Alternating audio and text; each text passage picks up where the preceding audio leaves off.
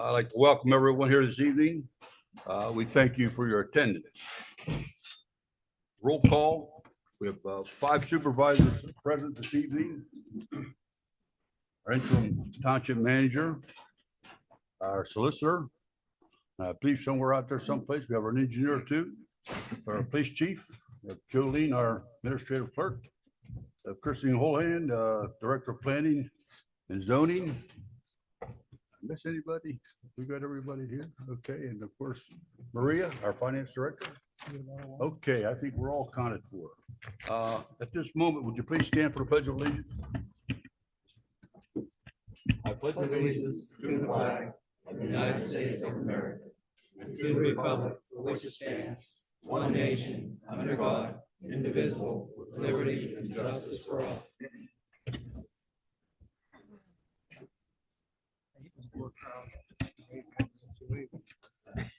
Okay, number 3 on the agenda, public comment time. The Township Board of Supervisors allocates a period of time during this item for those individuals who like the opportunity to address the Board of Supervisors on any matter. Each person addressing the Board of Supervisors is asked to limit their comments to a maximum of 3 minutes. Before we ask people to come to the podium and present their public comments, I understand why a lot of people might be here tonight concerning the data center, which is the appropriate thing to be thinking about. It's not on the agenda this evening. It will be early next year. And the first thing we'll be talking about is the data center ordinance for South Strabane Township.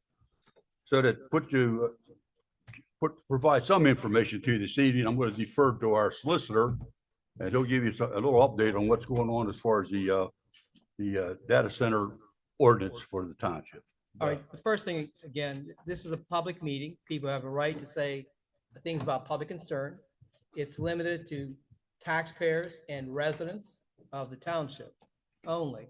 So basically, we have to limit to that, except when we have some development situations. Today, we have engineers and people like that who do have the right to speak. But we're not going to be discussing the data center tonight because we are going through a process with it. We had a draft and there's been some questions that we want to address. And when we do the data center, and my office drafted a number that have been adopted successfully and been put forth, but we are having some issues with the owner of certain properties that are questioning what we're doing. So whatever we do must be legal. We cannot say we can't have data centers in this township just to say that, because otherwise that would be exclusionary. That ordinance may have a problem. So whatever we do has to be meticulous. It has to be well thought and so forth, because I don't want to pass something, then have it challenged, then it gets kicked out and we have no protection. So probably starting next week, myself and other members of my office, even though it's Christmas, I will be there probably on Christmas Eve and Christmas Day trying to get finalized an ordinance for January's meeting. So there is nothing happening with that today. Now, I do know, I guess the township, Jordan called my office about, I guess, a publication or on the Observer website saying basically that this thing was being discussed tonight, but that was an error. That was not, we didn't put that forth. And if I'm correct, looking at a letter, this is from the Observer reporter. A public note, this is what it says: to whom it may concern, a public notice was printed in the OR on December 1st and 8th, 2025 for South Strabane Township, and a printed version of notice was correct, but the online version contained incorrect information in regards to a public hearing for data center ordinance on December 16th.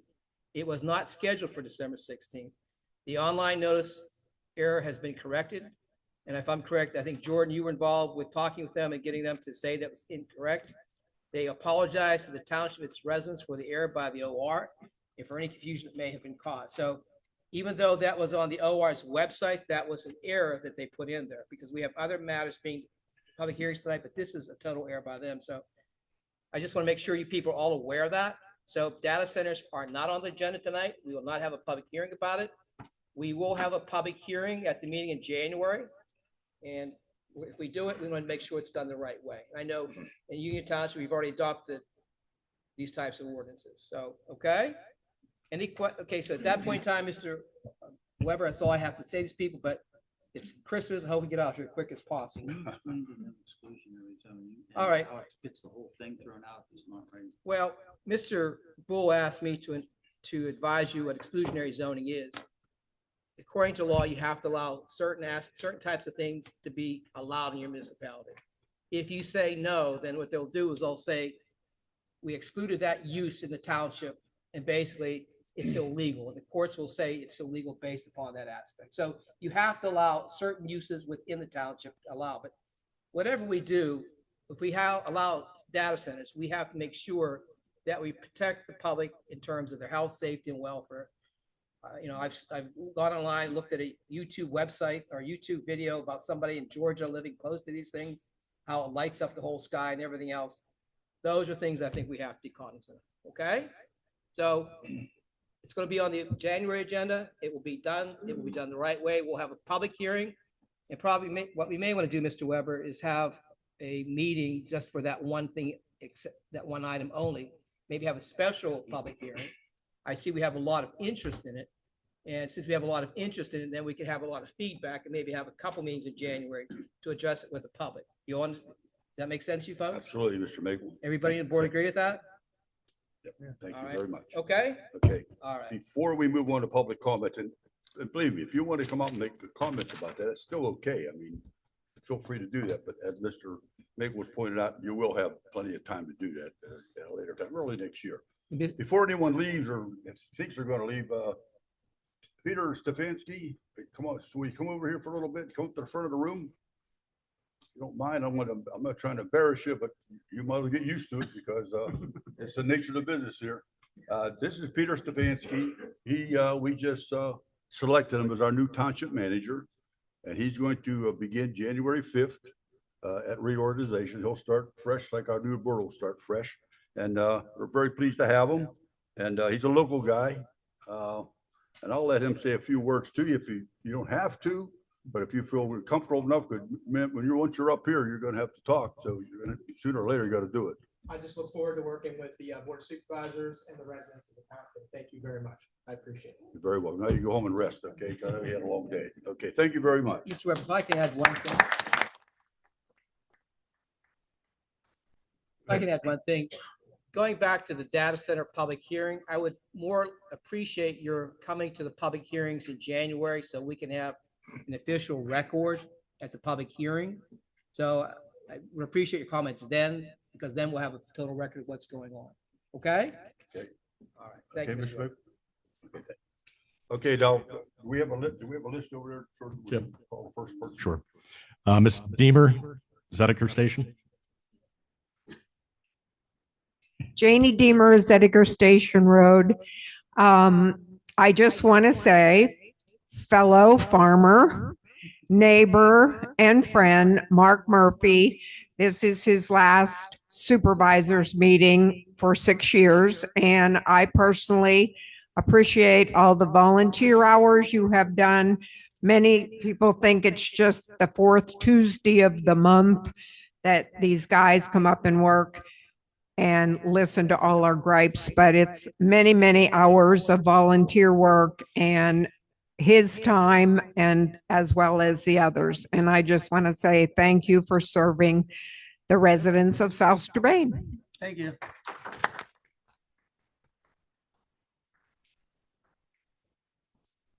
All right, I've got Bern Wendler Jr., Stonehenge. I just want to say, Sir, would you be able to step up there just so we've got the recording? yeah, I'm going to hold my opinions to the January 6th meeting. But the other thing I would like to know, what you're gonna propose, is it going to be in some type of minutes ahead of the meeting? Or are Well- we going to have to read it at the meeting? What I'd like to do, and again, I'm not, it will be sent to the township well in advance. It probably won't be January. We organize on January 5th is our organization meeting, but I'm going to assume basically the second week of January, probably have a special meeting to do it, or public hearing to do it. But I would recommend that once that's sent to the township, they should post that online. I mean, most people here, it should be posted online. And what we could do, some people that aren't computer literate, don't have computers, then what we would do is we would tell people, maybe, maybe post it online or something saying the ordinance will be available at, and I always do that, Right. whenever we have public hearings, we'll just say the ordinance may be viewed at the the township building, the Observer Reporter, or at the law library, or so you'll pick it up somewhere. And Yeah, what- the I think it'd be we'll do it well in advance. My other comment, and because there's a lot of narrow and small township roads, that, is there going to be any kind of impact fees written into this, that, they're going to do road improvements? Well, and we have when I first came on board, we developed a policy, basically that anybody that has vehicles that are overweight, like, was it 10 tons or something? 10 tons or overweight, we have an ordinance, and we have a policy that those people must make an application to the township to use our roads. And basically that when they use our roads, they have to put money in escrow. Okay, that way it picks up our fees and so forth. They also have to have some type of bond that will protect our roads. Plus they pay an application fee, because I don't want the taxpayers of this township to be responsible for the damages caused by any type of trucks. And we do that right now with oil and gas situations. So anyone that has a 10-ton weight limit or is over that, they will have to bond our roads. Now, I will tell you, the state has a different, they bond their own roads. We can't be responsible for the state roads. We can only be responsible for our roads. We now- do the traffic impact fee as well. That's right, we do have a traffic impact. Yeah. Now, will there be, a map that would say what a state road is, which one's state road, which one's township? But there is if you go on the PennDOT website, if you type in South Strabane, it will tell you what are the state roads and what are the township roads. And we'll have to be very cognizant, because I know up in Hanover Township right now, we have people, using state roads that are causing commotion. So that's another thing we have to be careful of. They will use shortcuts to go through our township roads. Correct. And the other thing is, with this property being adjacent to other townships, are you going to include them or talk to them about, maybe getting on board with the same legislation you're Well, trying to? I think that's a good idea. I didn't consider, but I think that's a fantastic idea. And one other comment, with this Zediker Station area, they have, all that area is pristine wilderness and everything. I don't understand why this company couldn't go down to along the Monongahela River or other parts in our county that, for example, where the old steel mills used to be, and use that property to develop these data centers. That's a good point, because in Ellenport, which is on the river, and I guess on the Mon River, someone bought the old Ellenport steel mill. Correct. And I guess they're going to put a data center there. I know in Cumberland Township, which I represent, they're putting a supposed data center on the old Nemacolin mine, which is on the river. And in Monongahela Township in Greene County, they're putting in a data center in the old Rabina mine near Alicia, which is I don't know if you must know where Alicia is then. Okay, yeah. But they're putting one there. But they usually want, what I've read a lot about these things, they usually use a lot of water. Correct. And, people ask what happens to the water to dispose it back into the river. But I understand it goes into steam, into the atmosphere, and causes a lot of humidity. That's what I've read. So, but that makes a good point. They need a lot of water. The question is, where will they get the water coming into Zediker Station? Well, they have that big pipeline runner along 136. Is that a PAWC? It is, yeah. Okay, sir, we keep. I know, we I keep know, this my pretty time's much, in. Okay, Thank you. thank you very much. Thank you. Good information. Okay. Who's next on the list, George? Ms. Panasic, Judy Panasic. I had a question last time about how much the emergency coordinator makes. Did you guys get me an answer for that? That's part of the salary. Okay, whose salary though? The emergency Jordan coordinator. Frank. Okay, so, but is there a separate amount for that amount? Well, there is not, right, Jordan? No, No, that's just, he just. part of the added fire that to chief's his Okay. job salary. description. It's extra duty, that's all. One of the other things, and Dennis, you brought up about the light. South Strabane already lights up. You can't miss this township. If you go, if you go to Drovers and you're driving back on 844, we light up the sky. Like, I mean, we're already the light pollution. I can't even imagine if it's worse. I do want to say though, that we are very lucky, and I know I have some other stuff to say, but if I go a little over, can I just say this? I don't think everybody in this township realizes what a great solicitor we have. Dennis was not a solicitor for this township at all. And they were trying to put a compressor station in. Bob, that's when you got involved. And Dennis went to a meeting as a resident, and his knowledge was so phenomenal that the guy from the gas company literally walked up and told us, he goes, well, you guys won. And he walked out the door. And that was stuff off the top of Dennis's head. I have full faith in whatever he does.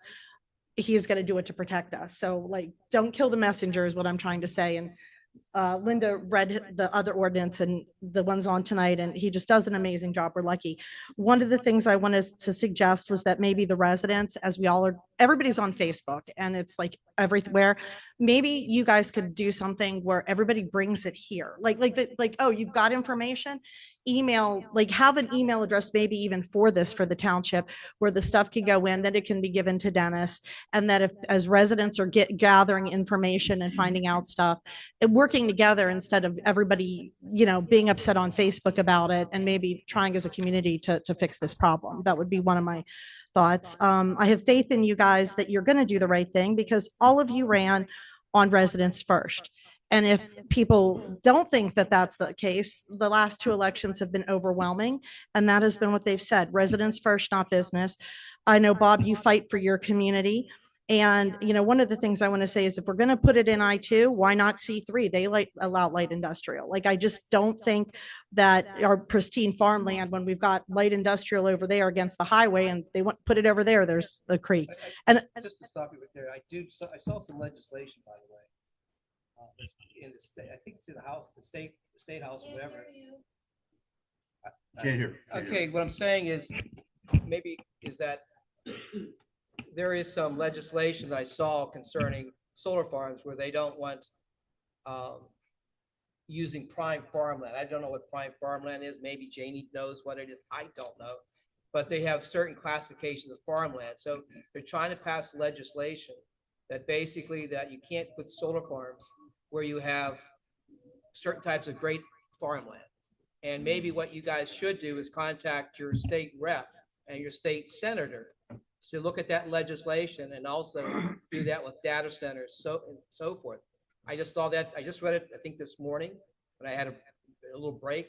So I think that's something everyone here should do, is send a letter to your state senator and your state rep saying that prime farmland should not be used, and use that new bill that I just read this morning that's about using that type of land, which is a good point. And Tim O'Neill is a resident of South Strabane, and I was at his pizza party in October, and I know he is concerned about data centers and learning about them. And he was at the meeting where the ordinance was discussed for planning in November, I think it was. So he would be a good person. And maybe the township could give us CNX's information on who to contact there, because from what I know, it's their land and they're the ones pushing this so hard to have this. So if CNX, you know, it wants to be a part of our township, maybe we should be contacting them as well as residents and letting them know how we feel about them trying to change, you know, the makeup of our community. Real quick, two other things. I know recycling is on tonight. I would ask you guys maybe hold off on that and there'll be a little bit more discussion. The last time the amount went up, I know a lot of seniors were paying more, then they don't even use it. And I have a lot of questions that I've actually asked O'Neill about too, regarding the mandatory, you know, with the neighborhoods. And the other thing is on 9-2, which is about Meadows Landing and changing the C3 to, or C2 to an R4. That land is like massive Native American like land, like from everything that I've heard. And I think somebody else is going to say something. And Rush, you live over there, you know, everybody else in that area has to do digs. I mean, one of the developers came and said it. If you're going to, I'm not for you guys just handing over those guys and saying, oh, let's just change the C2 form. All they're going to do is build more houses in an area that's already overgrown. I don't know what, you know, this is just to make their lives easier. But if we're going to give that change to them, they should at least have to do the Indian burial, the dig on the Native American stuff, because all the artifacts have been found in that area and the digs have been going on in your development, Bob, which is right there, and other properties. So They're aware of that, by the way. are they? Yeah, they're very aware. Okay, I just want to make sure, but yeah, like I said, I don't, if they have less houses they put up there, then they have less houses. I'm not for a change. That's not gonna be houses. I That's just, gonna but be the pool club and the swimming. it doesn't matter. They could put it somewhere else at the property. That them putting that there just means Hey, Judy, they're building more aware of houses. the Indian. I know, but I'm saying Mark said about that. Okay. Okay, thanks. Okay, next one. Diane Ecker from Terra Drive.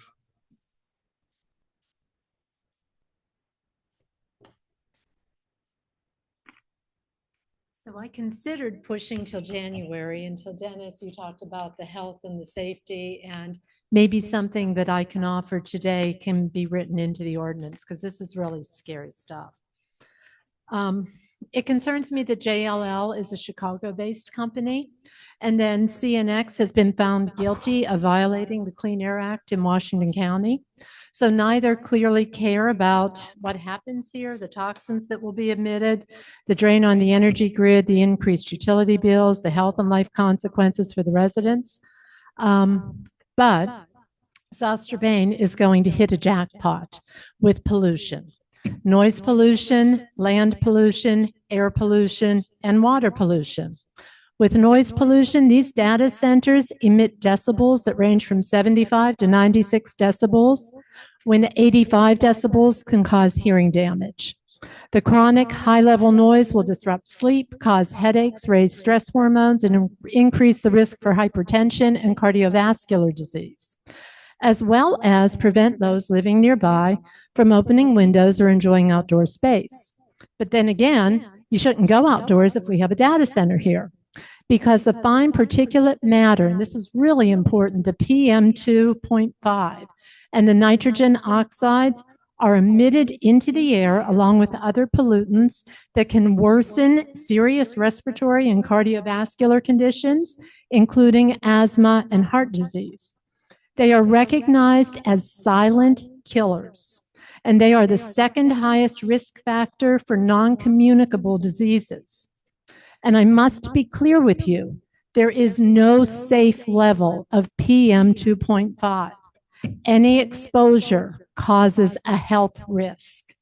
This is due to the small size, which allows them to bypass the body's defense, reach deep into the lungs, and enter the bloodstream. Chronic bronchitis, reduced lung function, asthma, cancer, birth defects, miscarriages, heart attacks, strokes, and heart disease are all linked to PM 2.5. Then, of course, we have the electronic waste from the data centers, which contain hazardous substances like mercury, lead, and cadmium. And then there's the water cooling systems in data centers, which use additives like biocides, corrosion inhibitors like phosphates and molybdates, and scale preventers to maintain efficiency. When this water is discharged, these chemicals harm aquatic life, local ecosystems, and humans. Forever chemicals are a forever concern for the environment and for all life. They're forever poisons in South Strabane Township and anywhere. So we really have to protect the residents' health and safety. We have to protect our land, and we cannot rely on CNX to measure and produce accurate data. I agree. Would Thank you you. do me a favor? Can I have your- Don? Would yeah, you do your- me a favor? Would you give him a copy of that? Yeah, Or you can email it to me. I'll give you my email. Do okay, I can do you have my that. email address? Yes, You have it? I do not, but I can write it down. I'll give it to you. Okay. Mr. Chairman, a Yes. couple comments going back to the previous speaker. We have been sharing as we come across articles, some from public radios or some from the Post-Gazette, some from the Pittsburgh Business Times. We have been sharing articles with each other, and we have been sharing them with the solicitor. So we will go into this eyes wide open. And another thing is, this isn't, part of it's going to be a South Strabane issue, but these energy prices and the water prices, why should we have to pay for that? You know, generally businesses pay for what they use, and they want to charge us, all of us, everybody in Pennsylvania that's whether it's a Duquesne Light or a West Penn customer, it goes back to the grid charges. And we're all going to have to pay this. That isn't fair. Let them pay for the upgrades to the grid. Why should the ratepayers have to pay that? And they shouldn't. And I don't care whether they put it down in Cumberland Township or over at the Allenport Steel, or whether they put it over on the Mullen and another old brown field. You know, we're all going to have to pay for it. That's something else that affects everybody. And that's an issue that everybody needs to be cognizant of. And everybody needs to speak up to their elected officials. And everybody needs to talk to the Utility Commission. Jeff, next, you have another one. Robin Richards from Stonehenge.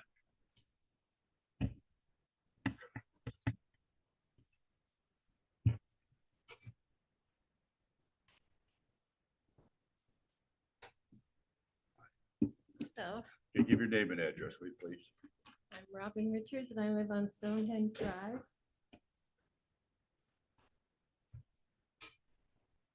I hate to think that this area may soon be covered with 46 ugly data center buildings. Stonehenge Drive is only 1 mile from Zedeker Station Road and our community park. I guess I could live with those hillsides being covered with 46 data center buildings, but I don't want to live with a constant humming noise every time I go outside, and perhaps even hear it inside my home. Not only is this irritating to endure night and day, it is also a health threat that increases the risk of hypertension, stroke, and heart attacks. Studies show that the 24/7 noise makes it hard to fall asleep or stay asleep, leading to chronic fatigue. The constant intrusive hum can elevate stress levels. Exposure to low-frequency noise can make it difficult to think clearly. People have also reported headaches, breathing difficulties, and even heart problems. Some data centers create actual vibrations and rattle windows.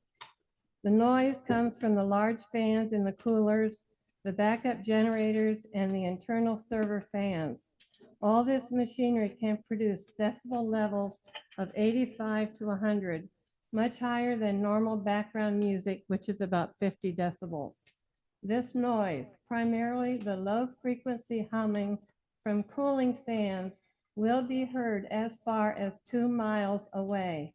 This means it will affect all the homes in Windsor Highlands, Floral Hill, and East Point, and all the homes and businesses along Route 136 and Route 519. This is one of the most desirable and expensive residential areas of our township, and it's about to be destroyed. We do not want a data center in our area, and we definitely don't want a mega data center. We want you to find another, more isolated site that won't destroy anyone's quality of life and property values. Who would want to buy a home with a constant humming noise day and night? It is vitally important that if this center is built, it is located at least 2 miles from housing. It also needs all available sound mitigation, including acoustic insulation and a heavy soundproof enclosure. It also must have the quietest equipment available and the most advanced and quietest cooling systems. We are counting on you to preserve our neighborhoods and protect us from all the negative effects of this mega site. Surely we can find a better solution than a data center in the Zedeker Road area. Thank you very much. Thank you very much. Good presentation. I have Nick Fuerst. Okay. All right, we've got Dan Bitts from Beagle Club.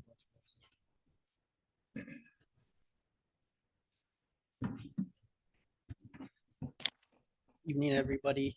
Dan Betts, I'm a CNX representative. I'm with our permitting group.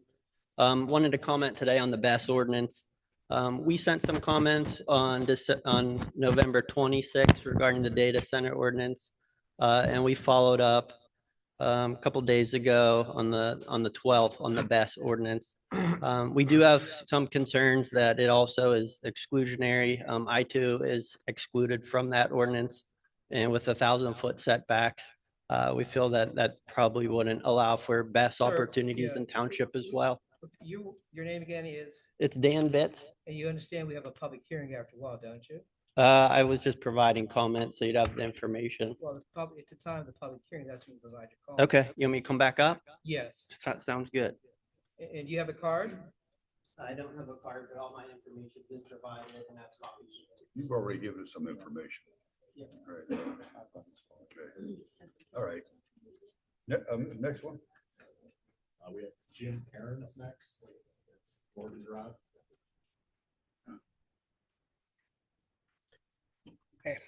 Good evening. My name is Jim Cairns. I'm a resident of Morgan Drive, which is in the Bradford Run subdivision off of Country Club Road.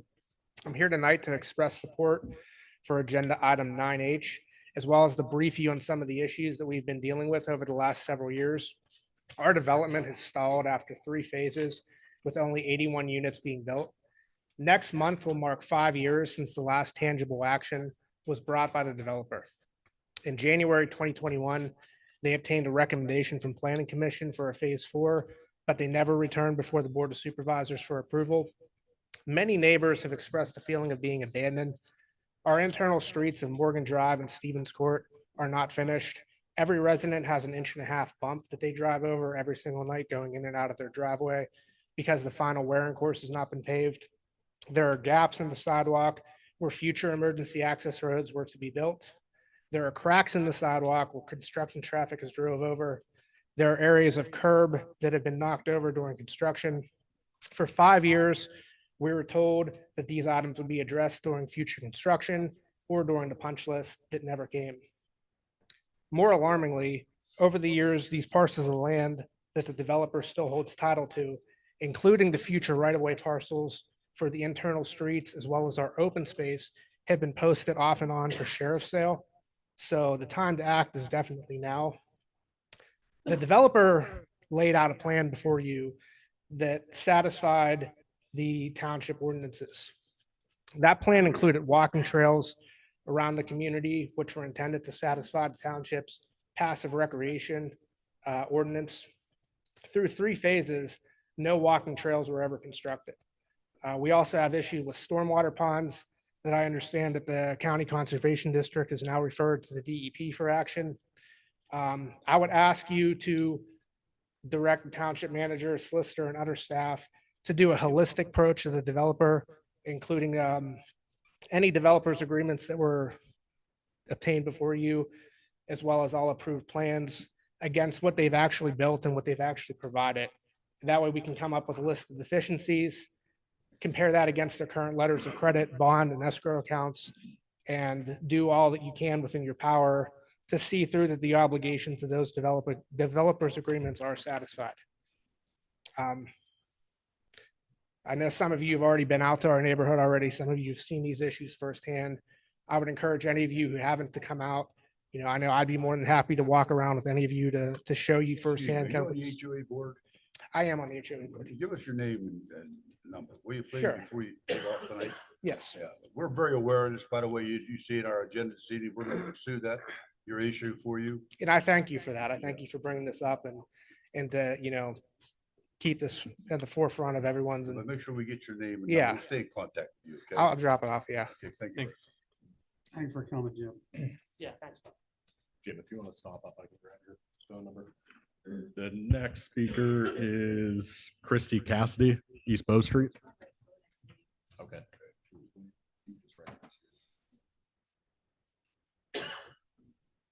Thanks. Ms. Rumba. Mrs. Rumba. There's three of them, so if you want all three. Yeah, Jim, you have control of the HOA now, correct? Are you, have three of the 5 seats. Correct, they have three. They are still holding on to their special declarant control period, so they want to retain those 2 seats. good. I did that needs fixed.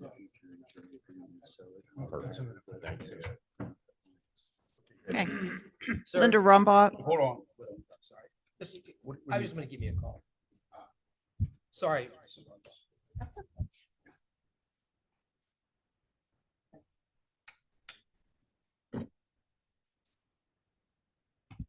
Hi, Linda Rumbaugh, Burrell Drive.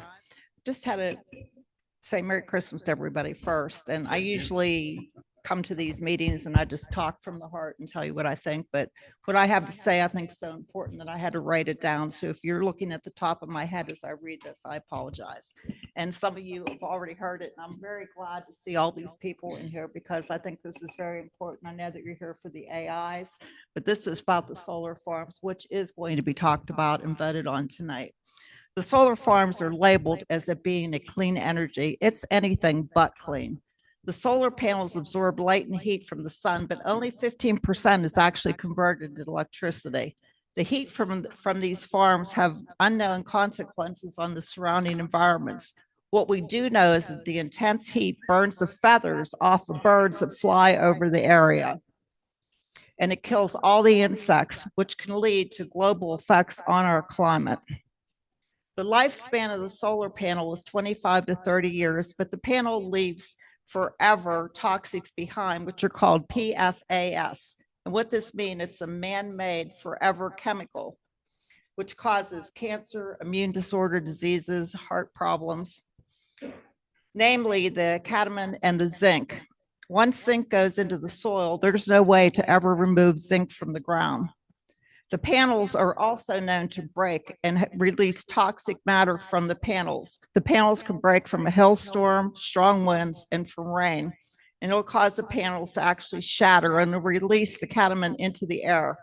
And again, it'll cause kidney, bone disease, and that's according to OSHA.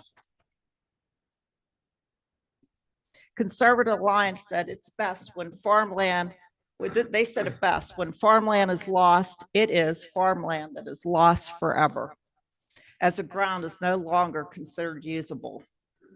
And everyone talked about the sound from an AI center. The sounds from a solar panel farm are just as bad. It is constant humming from the inverters and the transformers.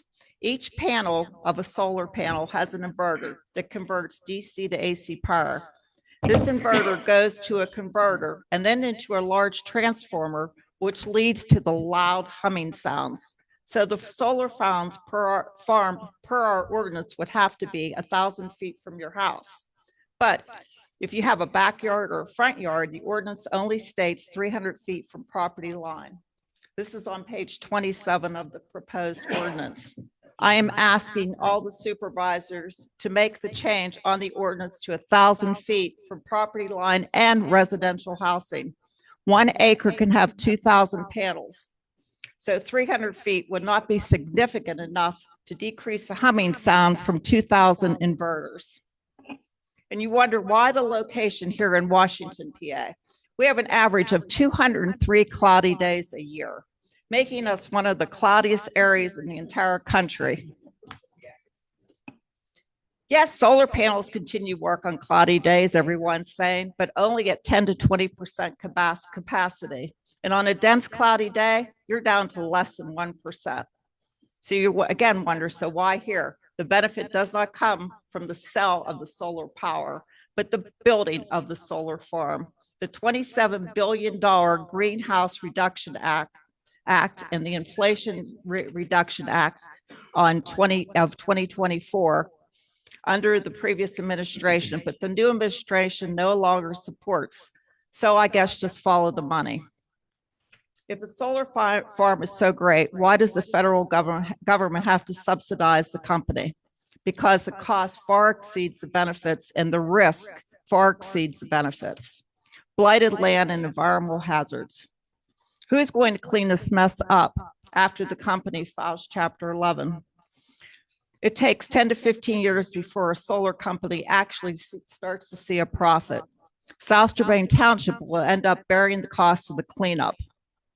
And Mr. Stokel, I want to thank you for the time you did spend on the new ordinance, but I think the setbacks need to be more restrictive as to benefit the property owners and not the solar farms. So we do have a decommissioning. We do have, because what we did, we were the first to put decommissioning. So if a solar farm is put in, because I grew up in a coal mining town called Vesterburg. And once those coal mines ended, they left the slate dumps behind Vesterburg, on both sides of Vesterburg, across the river, they left the buildings. They got their money, they walked away. So we put this ordinance together, we wanted to have decommissioning.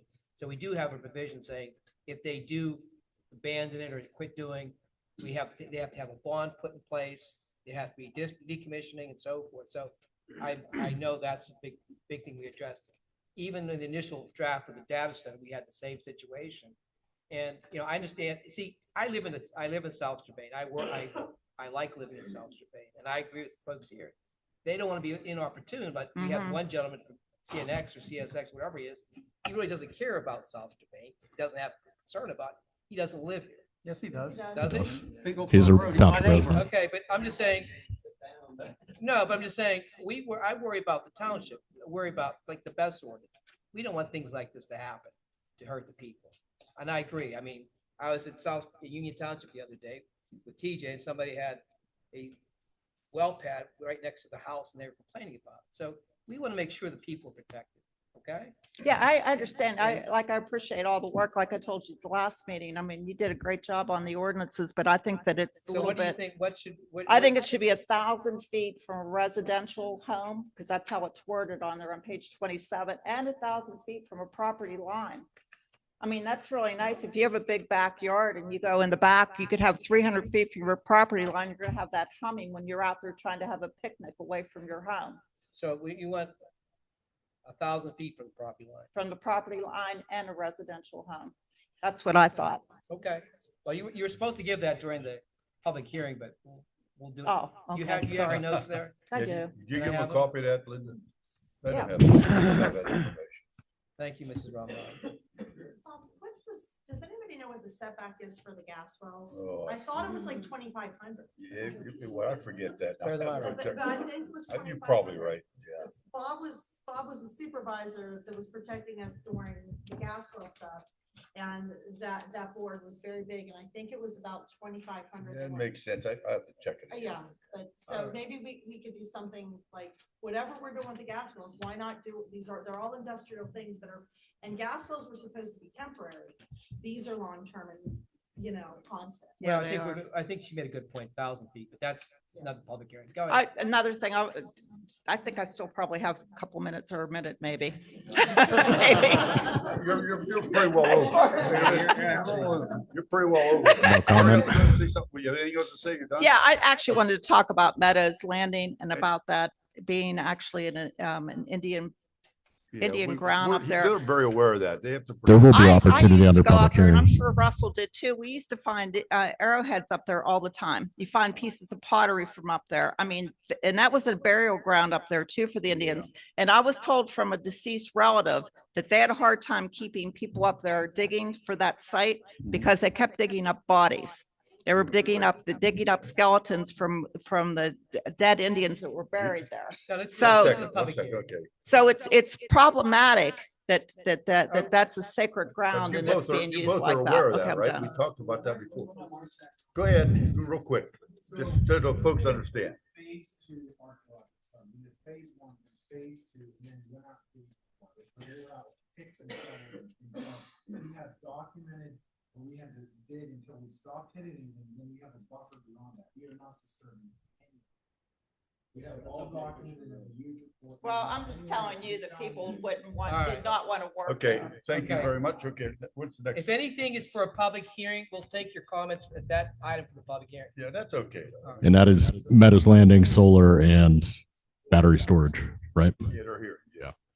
All right. What's the next thing? The next one's Bob Shark. However, he is from Connellsville. Okay.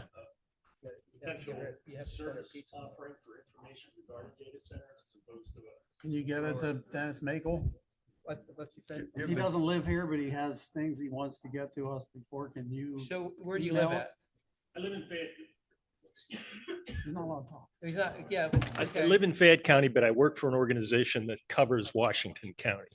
You have And- some type of written report you can give to Dennis? Numbers of them.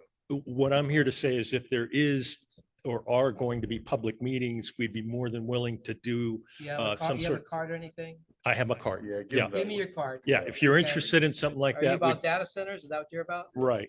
I work with all the projects that have been going on in southwestern Pennsylvania for Give me probably your the card. last 2 We'll- years. I'll give you a call. Somewhere. That's Janie. There you go. All right, Okay, thanks. thank you. Yeah. I'll be Okay, there. next. All right, the next one's Jeff from Roop Road. Okay.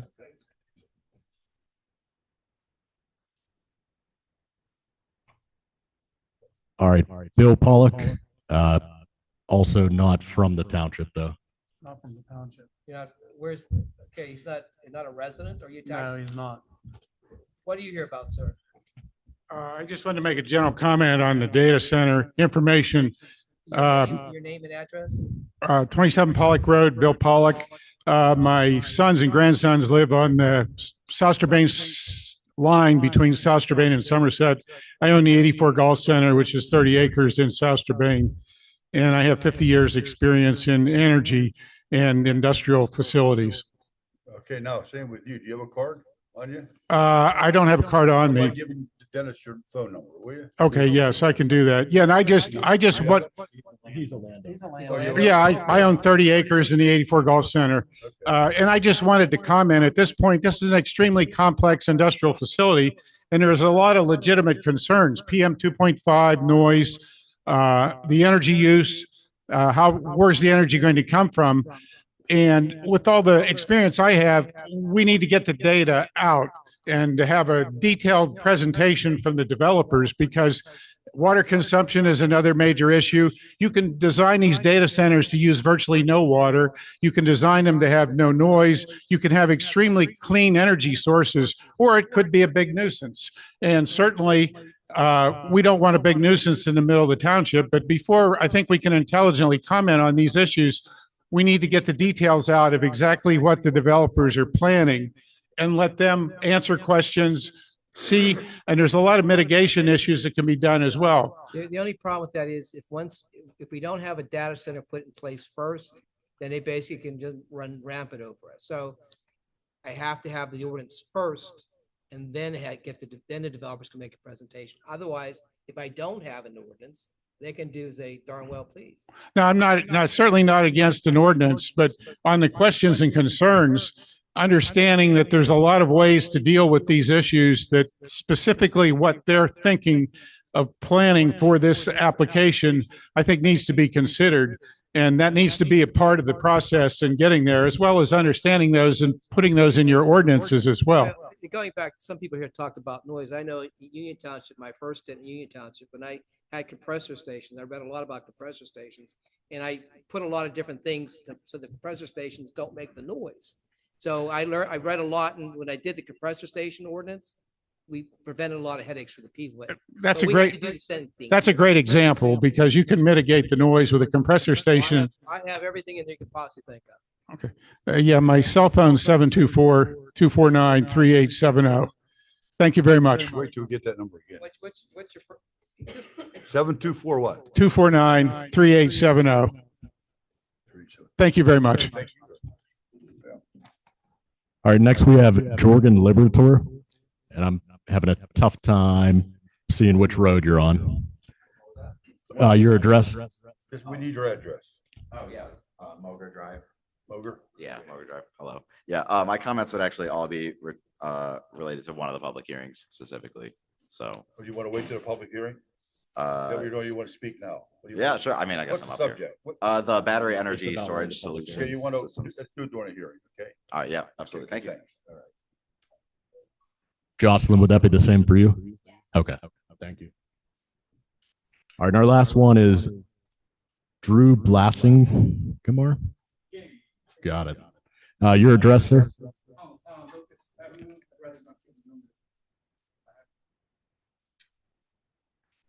you stop up, you give him the number afterwards, will you please, your address? You don't have to Sure. announce it, just let him know Okay. for the record. My name is Drew Blassingame. I live on Locust Avenue. While I know it's not on tonight's agenda, it's difficult for me to make evening meetings, so I'm going to speak tonight on the data center. Sorry. It's my understanding that CNX has already bought the 1,500 acre property and owns its mineral rights. So I'm glad to see that some of this public blowback is actually here tonight. I find myself like legitimately trying to figure out why anyone would be in favor of this particular development of the data center. Personally, I lost my job in this area in South Point in the last year because of AI. So you could say I'm not a fan. I thought to myself at first that maybe you guys like fear AI or something and for standing in its way, but then I realized you're probably not philosophy readers and haven't even heard of Rocco's Basilisk.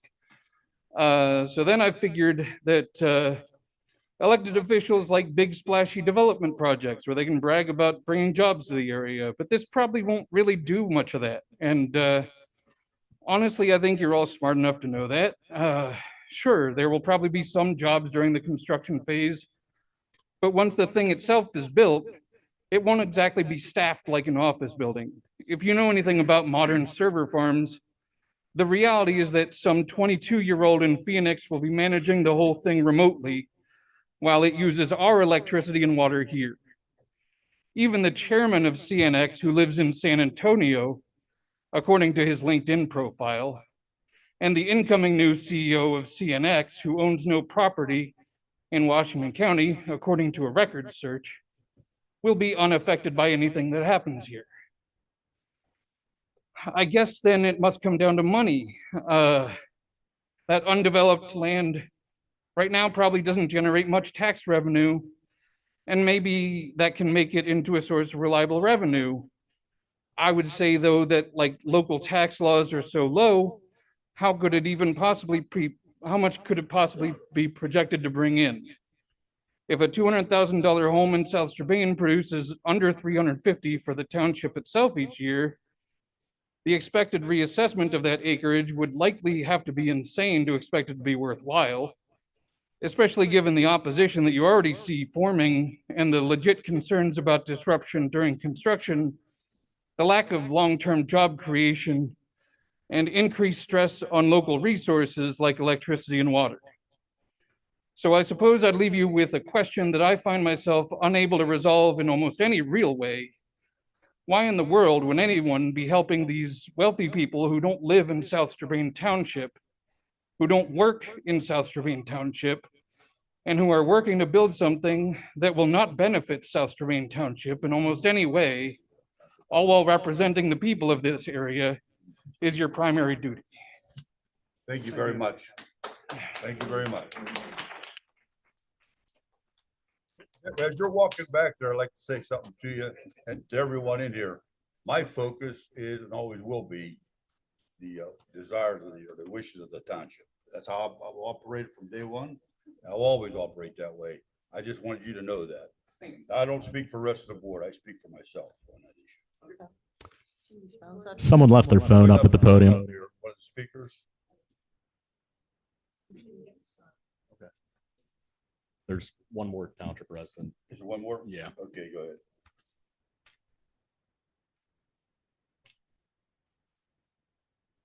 ahead. This is something completely different. The data, I mean, I don't know. Anyway, I'm calling about Patton School. We were scheduled for a zoning meeting last Monday evening and it was canceled. Is there a reason why or what's? I think the fellow withdrew his application. Is that Kristen? Is that what happened? They withdrew. Okay. Okay. I wish somebody was interested in tearing it down. Thank you. Okay. And can we get your name and address? Oh, I'm sorry. Yeah. Teresa Shape. Sunset. Is there anyone else? Anyone online looking to public comment?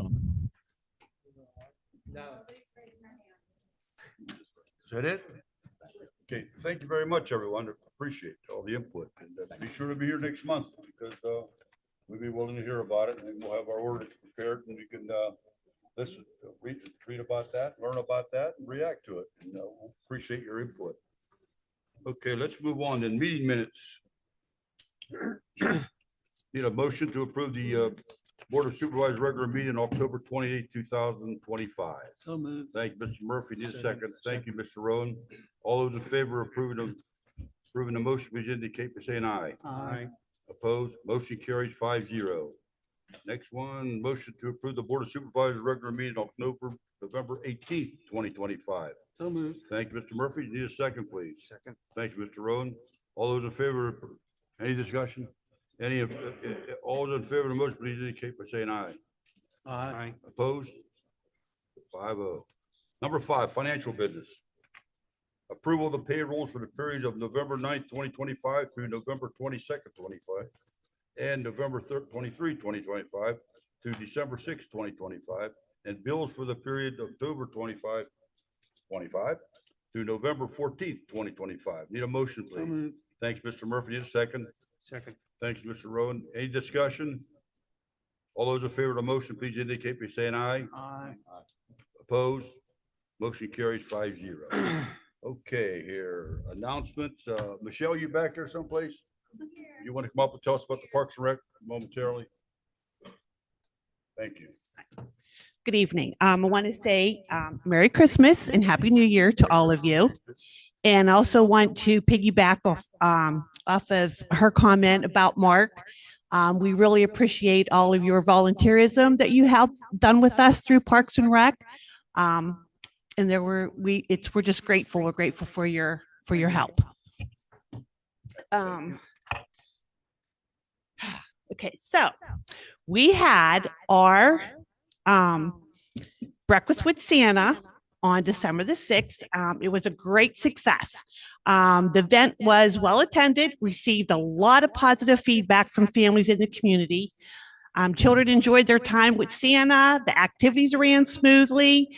The overall atmosphere was festive and well organized. This year we had a photo booth that was donated by Skyline Entertainment, and I believe that the gentleman that owns that is from the fire department. So that was something that was added this year. The families loved it. They were able to take a photo before they went and sat with Santa. So we were real pleased with that. Parents thanked us for hosting such a wonderful event, and seeing the smiles and the excitement on the kids' face when Santa was arriving was truly heartwarming. As Santa arrived, the children were singing and dancing and chanting Santa, which really captured the spirit of the season. So our township one township family even stopped by specifically to tell us how much they enjoyed the event and generously provided a donation. So as families were leaving, many thanked us again and shared how much they enjoyed the event and that they already are looking forward to next year. Because of its success, the team plans to make it even bigger and better for next year. Thanks to all the efforts of our staff, volunteers, and community partners, the event stayed on schedule. We provided a memorable experience for our attendees, and we appreciate the board's continued support of the Parks and Rec program that brings us families together.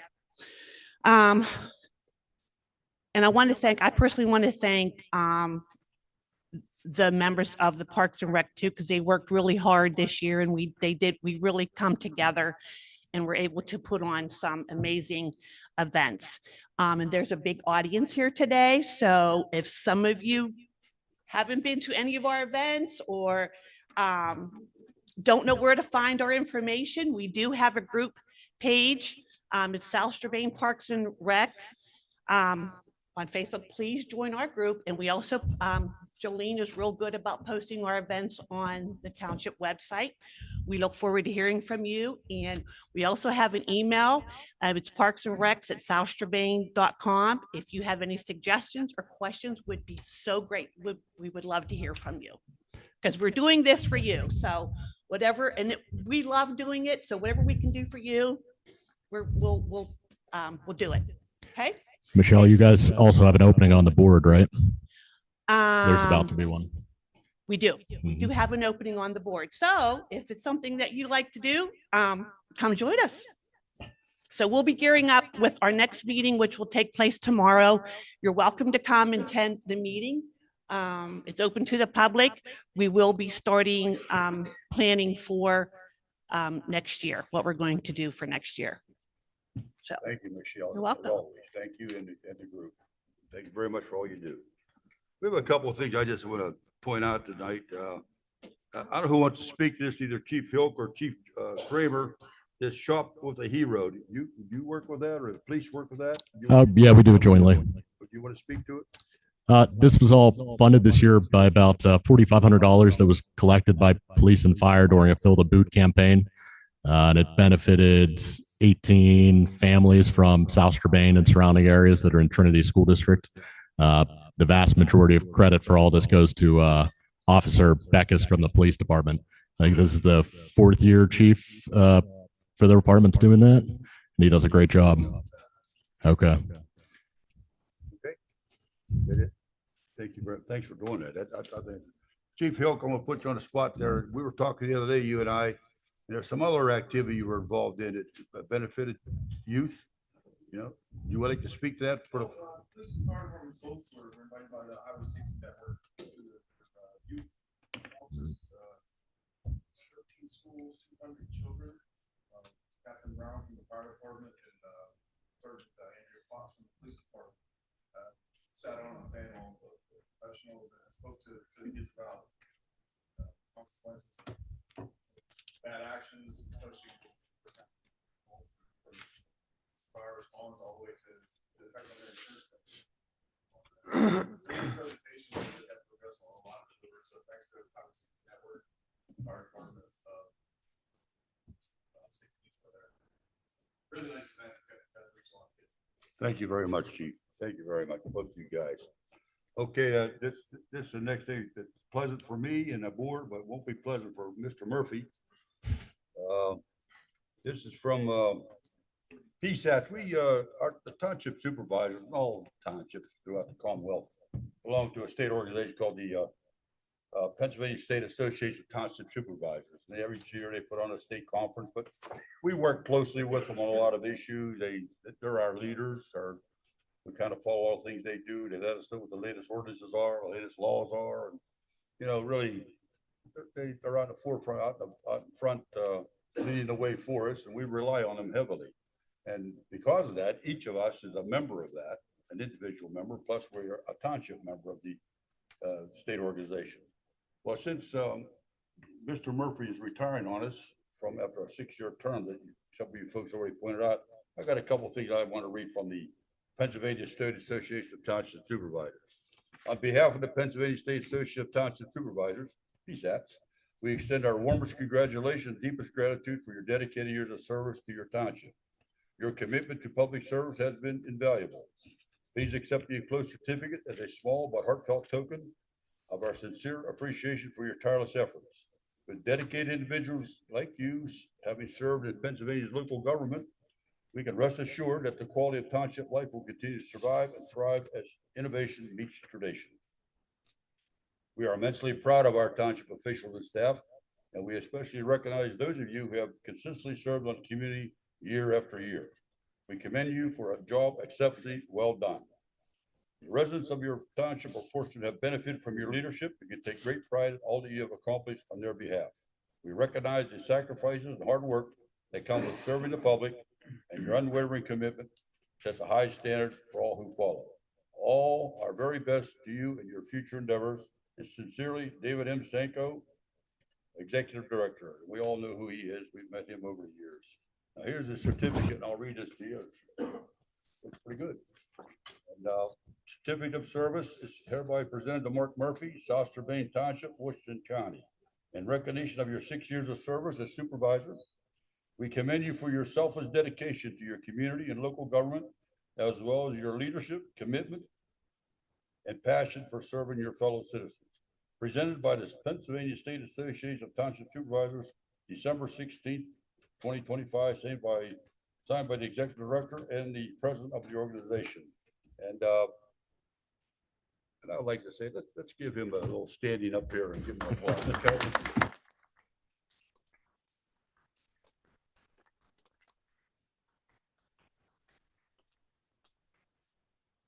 And a couple things, I don't want to keep it too late tonight, but a couple things, I appreciate the work he's done here for the township. I'm completing my 10th year. I know what it's like to serve the township for a long number of years. He was a dedicated servant, by the way. He wasn't a guy just sat on you know what. He went out and did things, went out and checked things out for us.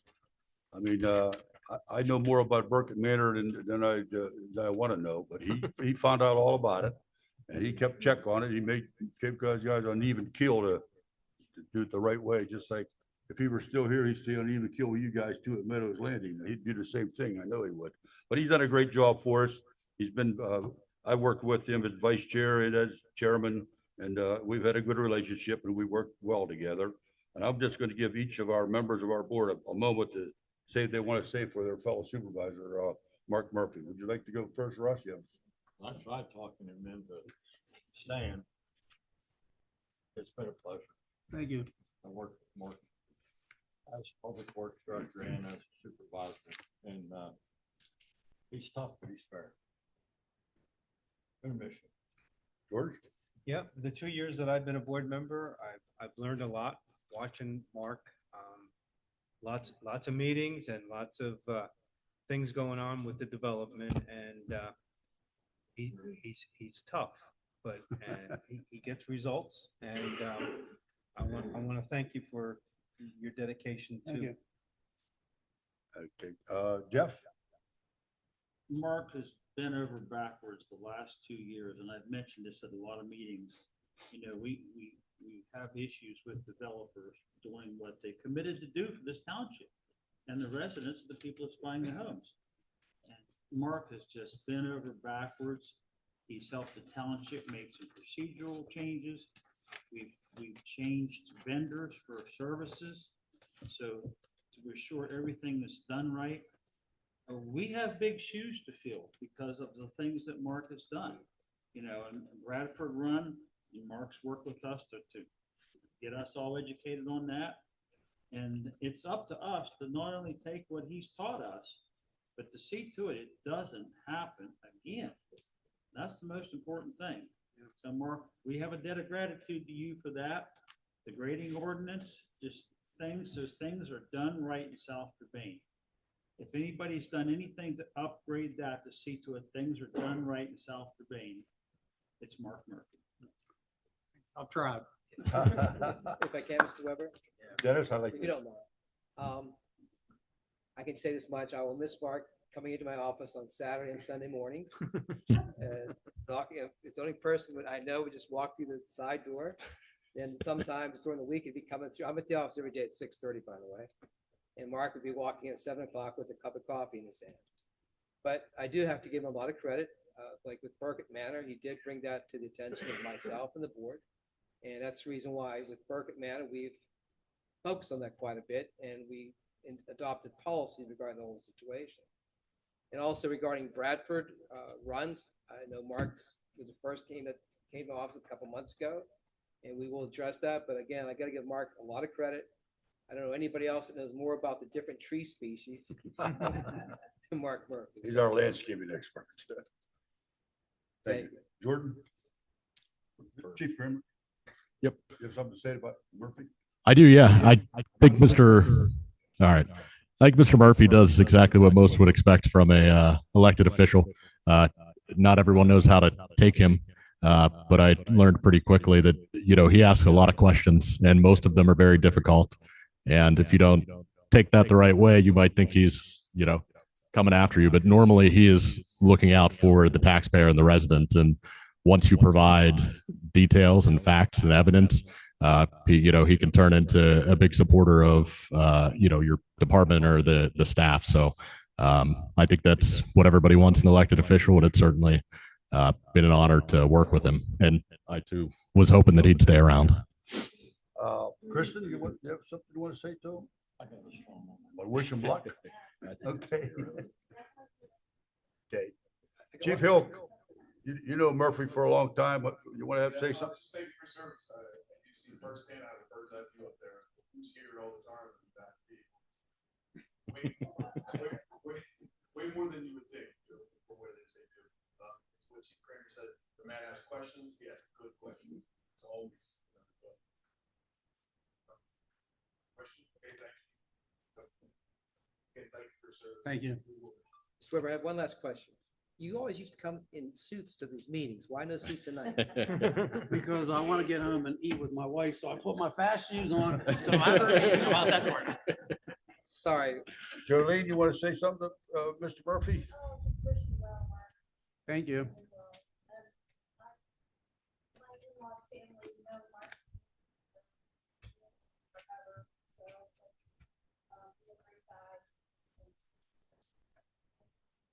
Marie, you can't hide back there. You want to say something to Mr.? No, I really respect Bart, and you all should as well, what he's done over the years for you. He does ask good questions, tough questions, and he doesn't forget to be asked them. So, he will come back and follow up if you don't get back to him. So I do wish you well, enjoy those Bless you. and get some rest. DJ, you've been working with him. I know that. Thank you very much for your service. Been a pleasure working for a while here. Our working relationship.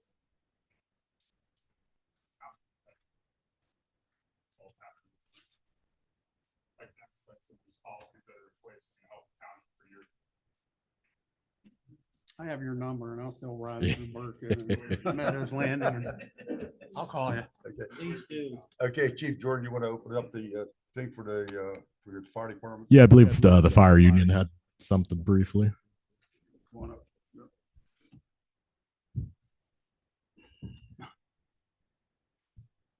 I'm Bob Brannigan, I'm the VP of our union, and this is Marty Cantucci, he's our secretary. But I've been in this position for about 6 years, and I can say that all elected officials I've worked with are one of the more level-headed ones.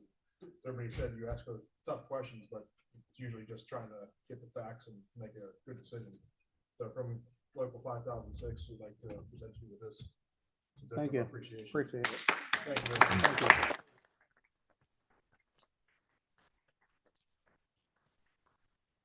Thanks, fellas. Thanks for doing that. That's nice. Okay, anyone else in the crowd? Who knows Murphy? Your neighbor here or something? You want to say something? Go right ahead.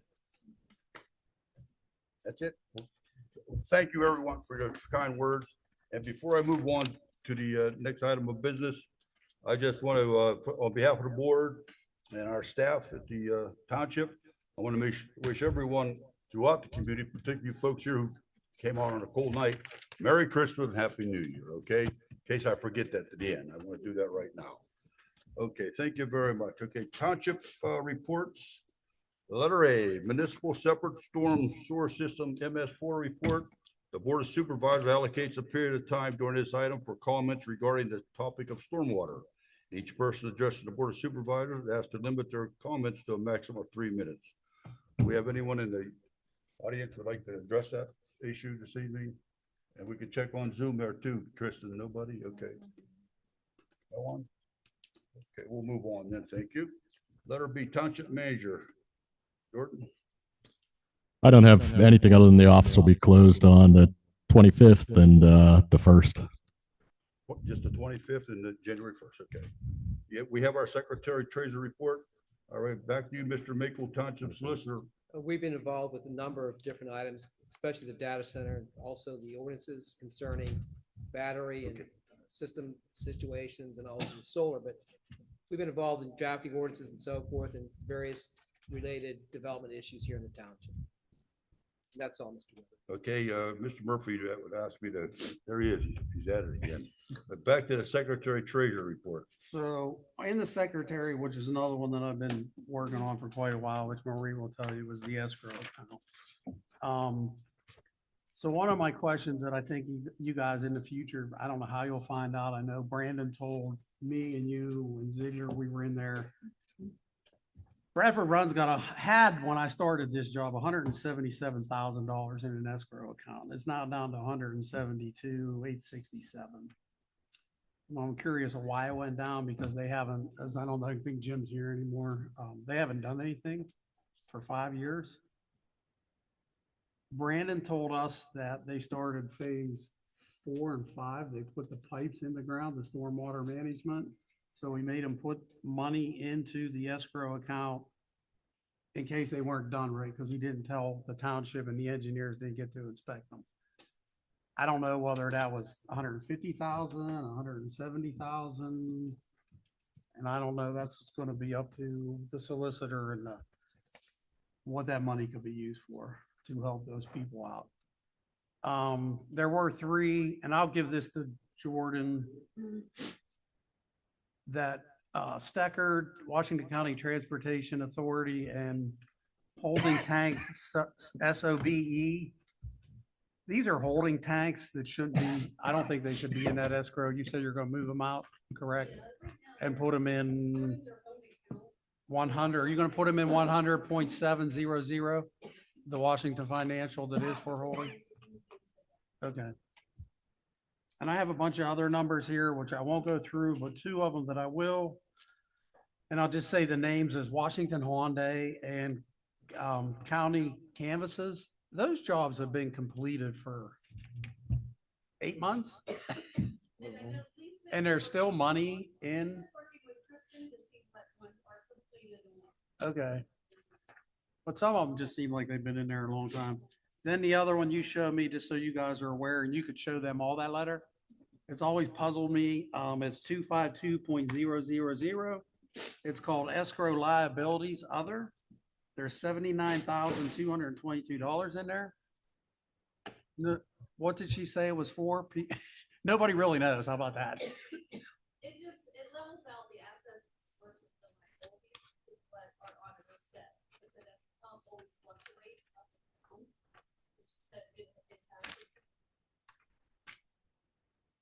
Well, nobody really knows what it is and why it's there, correct? All right. All right, thank you, Mr. Chairman. Okay, Mr. Murphy. Okay, here. Township Engineer, TJ. We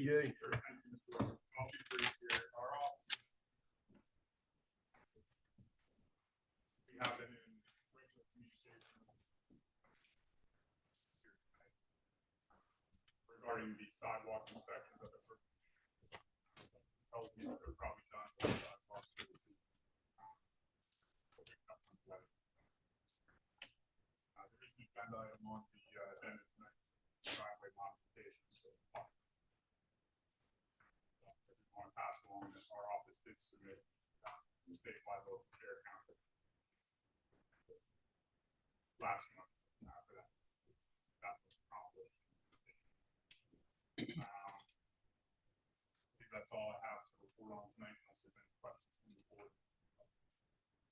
Anyone have a question, the board members? Thanks, TJ. Thank you very much. Okay, let's move on to unfinished business. This is a tabled item from last meeting, so I need a motion I'll to. make a motion to take it off of the table. Thank you. I need a Remove it. second, please. Thank you, Mr. Drago. All those in favor of removing the item from the table, please indicate by saying aye. Aye. Opposed? Motion carries 5-0. Now we can, let me state the motion. To approve the modification request from Brian Holman for driveway aprons with a slope greater than 7% for lots at the addresses of 200, 202, 204, 206, 208 Yellowwood Court in Burkett Manor, PRD. This, of course, was tabled, but now we're open. We need a motion, please, before we discuss it. I'll make a motion. Thank you, Mr. I need a second. Second. Okay, now discussion. Do you want to start off discussion, TJ, and tell us? Yeah, TJ can. Yeah. I can, sure. Go ahead, will you please? I know the folks from Bryan are here too, so I'll let them give some background also. Okay, okay. TJ would help if you're at the podium for us, just for the record. Yeah, I think Yeah. get in there. You can move that one chair now. You're Just push Jane to the side.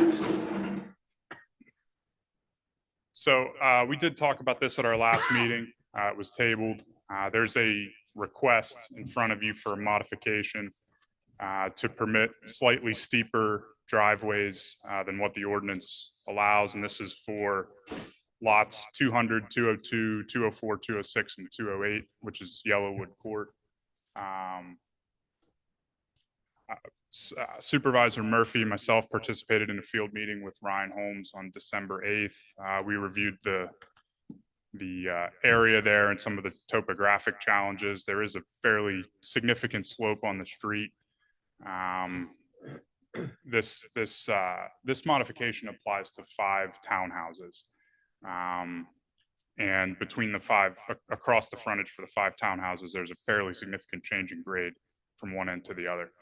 There's also limitations with some of the existing utilities, the stormwater drainage, and some of the sloping around the townhouse units. They have probably 20 feet or so between where they're proposing to build this townhouse unit and some of the existing units that are already there on Yellowwood, and they need to maintain positive drainage away from all the houses and in all directions. So to be able to do that, they're somewhat limited in where they can set the house elevations, which then in turn, as you can expect, impacts the driveway slope. So when we talked about this at last month's meeting, we thought it might be a good idea to have this field meeting and review all the constraints, if you will, so that we can approach this modification knowing that all of the other options are basically exhausted. So with that, I'll turn it over to Dustin with Ryan Holmes if there's any additional information you guys want to provide here for this.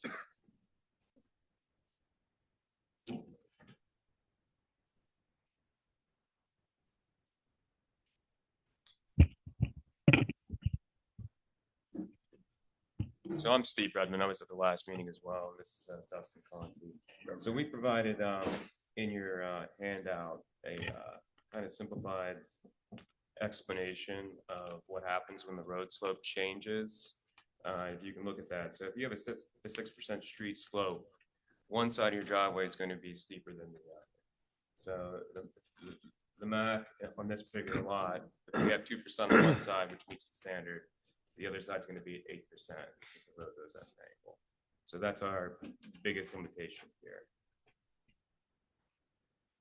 So if I'm, Mr. Webb, if I'm correct, this is part of the, we issued some type of action against PA financing, right, Mr. Bove? We did. Okay.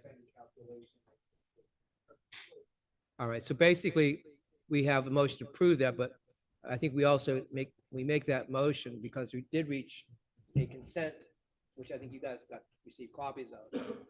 But I think if you want to make a motion to approve that modification, which was partially subject to our initial denial or whatever we did to Mr.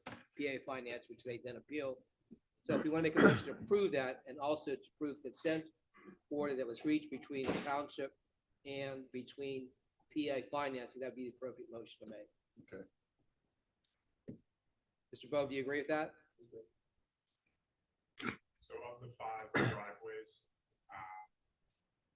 3 of them can meet the maximum slope requirement. It's the 2 units on the end where the driveway slope may result slightly steeper than the 7%. So they're requesting relief for all 5 townhouse units, but really at this time, our belief is that 3 of those 5 will meet the ordinance requirements. We're really dealing with the 2 on the end. So what do you say about the 2 at the end? Are you okay with it? I think given the situation and given the change in grade there, I think the modification can be permitted.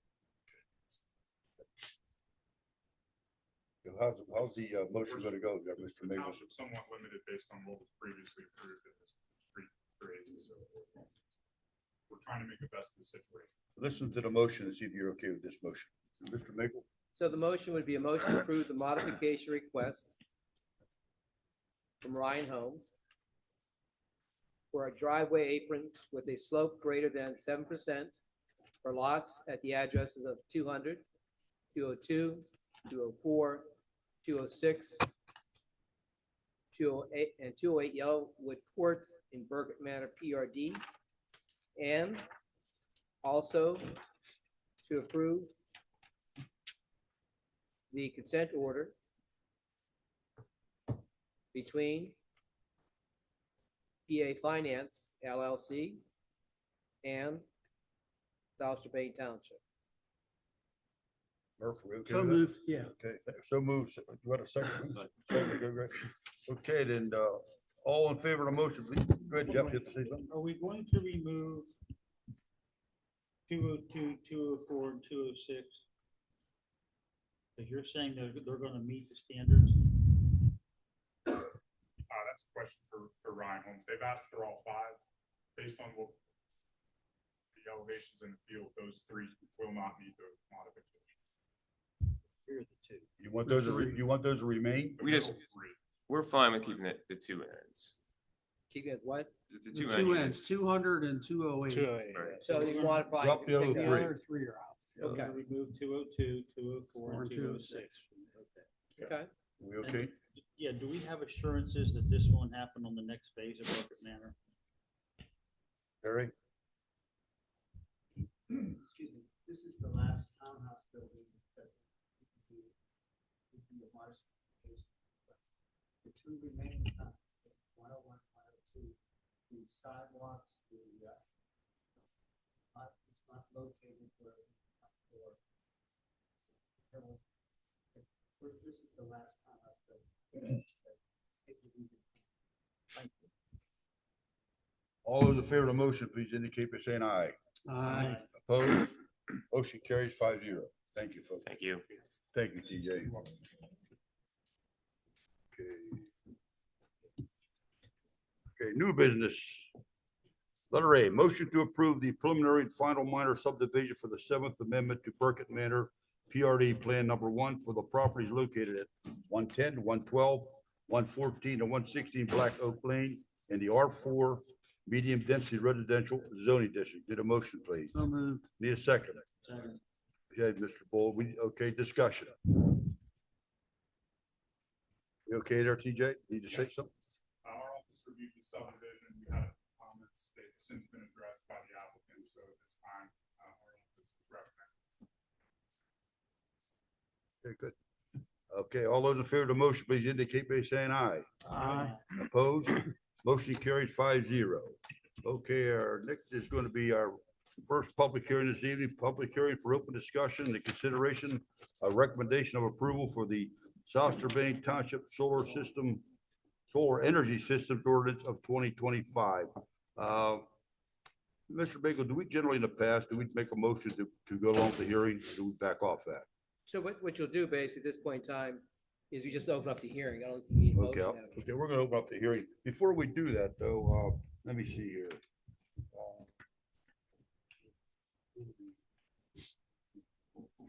This is the solar. Okay, I want to read off this before you start. The township solicitor drafted this ordinance, provided the township, the South Strabane Township Planning Committee reviewed the ordinance, has recommended approval at their November 6th meeting. Washington County Planning Commission responded with the attached letter, the advertised, blah, blah, blah, blah, blah, blah. Okay, there, we're ready to go, Mr. Bakel. So we advertised an ordinance, or we advertised a public hearing. It's not going to be adopted tonight. This is just probably the first public hearing because we're going to have to make some changes. But the solar farm is basically, I call it solar farm, it's probably inappropriate, but PSES basically is a principal situation, solar farm. But we have an ASES, which basically is permitted use in all different districts. An ASES would be basically someone like Mr. Eisminger, I guess he left already, or Mark Murphy putting some type of personal solar panel on his property, on his house, or on his property. So those are permitted, and those are standard situations. The big concern, and I don't know if we have as much concern as we did before, because I know Mrs. Rumball was asking questions. I've dealt with solar farms in probably 4 of the different municipalities, and I don't see applications like I once did, because I guess Trump doesn't want to permit them anymore, or allow the money to go like it once did. So I don't know how much you're going to see those anymore. They are a problem. They are a situation where, you know, we had tornadoes down in Union Township. You had solar farms there, rip them up and throw them all over the place. And they are toxic. They do have cadmium. They do have all these different situations. So I do have a concern. what we did in this ordinance is we have a decommissioning. Again, we learned from basically when I grew up, we have a provision saying that if there's if they put them in, they're abandoned, then basically they have to be decommissioned. There's a cost. There is a situation where they pay for the initial analysis of what the cost to be decommissioned. I think we have a time period every so many years. It has to be analyzed again at their expense. You have to put the bond in place, and that protects the township. Now, I think the question is, you know, we have it as a conditional use in most districts, but I don't think we should allow them in residential districts. You know, farmers, for some reason, some want them, some don't want them. But again, there's legislation I saw the other day that's going forth out of the state saying that they don't, certain types of farmland that have good ground, they will not be permitted statewide. I just saw it the other day or this morning. So I think basically, I think if we're going to do a conditional use, you don't want them in residential, correct? Oh. And you don't want, do you want them in agricultural? We're not ready to answer that. Okay, so that's the issue. So that's the problem you have. That's the issue, just a public hearing. At this point, does anyone have any questions about the solar farm ordinance? We having the public hearing first or one? We are in a public hearing right now. All right. So if you want to swear, can you come up here and swear them in? Anyone who's going to ask a question or say something, come up here and be sworn in, please.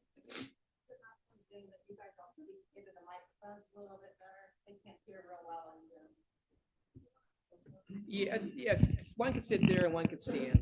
You have to state your name and address. Yeah, my name is Pam Bruckner. I'm Yeah, 208. wait 1 second.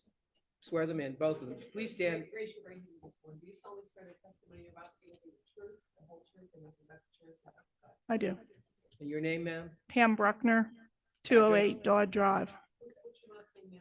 Bruckner, Spell it. Bruckner. Go ahead, ma'am. Okay, so you're gonna vote on this Not voting on ordinance? tonight.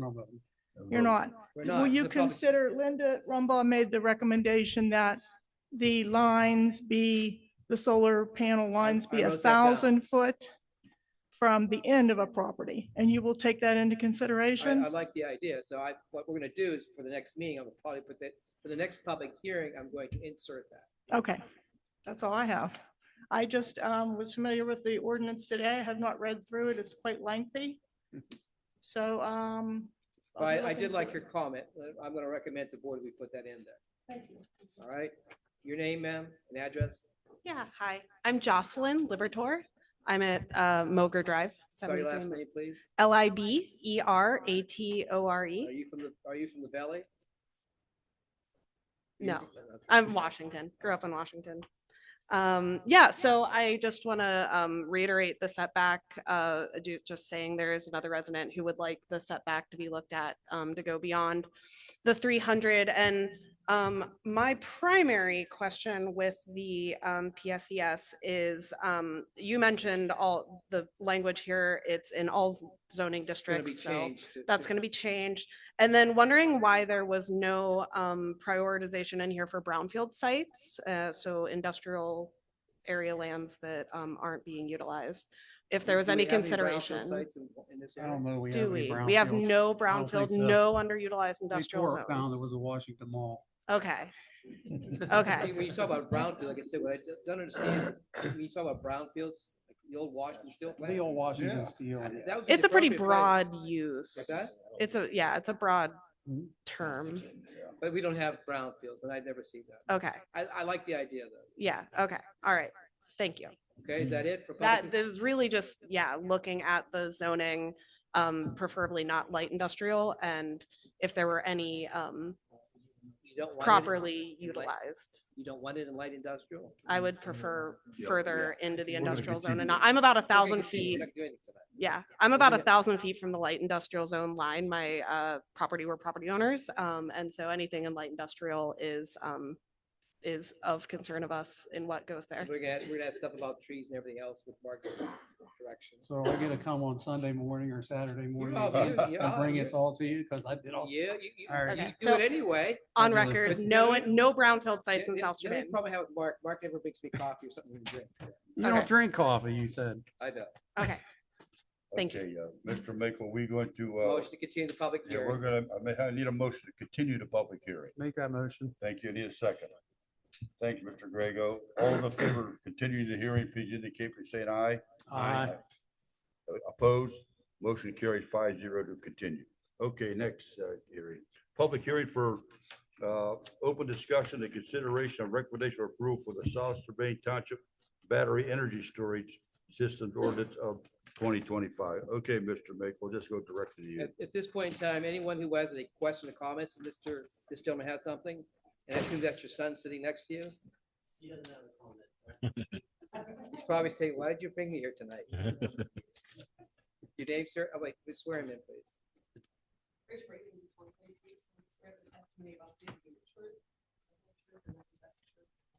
I do. My name is Daniel Bitz, B as in Bravo, ITZ. I'm with CNX. And your address for the purposes of record? It's also South Strabane resident, but 88 Beagle Club Road, Washington, PA. Good. Okay. So my comments today are about the BES ordinance. Specifically, when we were reviewing that, we noticed that there was a restriction where it wasn't included in the I2 district. CNX, as we've all been talking, owns a lot of property in I2 around Zedeker. So we were concerned why it was excluded. And also the 1,000-foot setback seems a little unnecessary for batteries, but it also, we feel that's exclusionary when you pair that with not being allowed in I2. There are some other minor comments, some zoning areas that didn't actually exist in the township that were listed in that ordinance that we comment on as well. But we did submit those formally, the date here on the 12th of December to Mr. Makel's office and Kristen. So you have those on record, and I have a copy here as well. Just also mention, we had very similar comments for the data center ordinance, which we submitted back on November 26th. So we're going to continue this public hearing. So do you guys plan to put a batteries? No, I generally that could pair with the data center, and it's also just a little strange how it excluded I2 for something minimally impactful like that. So yeah, we're just requesting you guys to look at it and potentially open it up for I2 in the property that we own. Do you understand? I mean, concern I have is I did a lot of research on battery, these things. They are problematic in terms of basically they can cause, it's what I've read. They can explode, it's issue concerning volatility, the volatility of those situations. Is that a concern of you folks? I don't know enough about them to speak, to how the battery system would operate. I think the scale has a lot to do with it, but if there is a project that we would be able to present at some point in the future, I think those would be things that we would obviously need to address, and we could at that time. So yeah, if there's ever a project, then would there be a concern of safety for the area or what? I can't answer. I'm not familiar enough with the battery storage system. I just noticed it was excluded, and we'd like the opportunity, if a project ever comes up, to be able to meet with the township and see if it's something that could work or not. So what would be the need to pair a BES with a data center? I think some of the data centers have used that as an operating model where their backup power could be utilized by batteries. Again, this is probably random, but we buy the data center company specifically, but we have seen that a little bit. So backup power, probably not primary power. They're used for a lot of different things, but that's a little bit of overlap, we think, maybe with the data center ordinance. Okay. But You have a copy of something there you want to give Yeah, I Mr. have- Makel? Submit to the We record? already have. Oh, you already have it? Okay. I have 6 copies if you guys want them of what we Bring them up. submitted. We'll get them, we'll grab it again. George will take care All right, so at this point in time, just want to make a motion to continue this matter. Okay. I'll make that motion. Okay, thank you. We need a second, please. Thank Wait, you. sorry. Or Okay. somebody else? All right, okay, I thought he was the only one. Okay. Oh, come on up. Anybody else besides this gentleman? You're, okay, My swear them in, apologies. please. Yep. Jorgen Libertor, LIBE. Oh, sorry. Okay.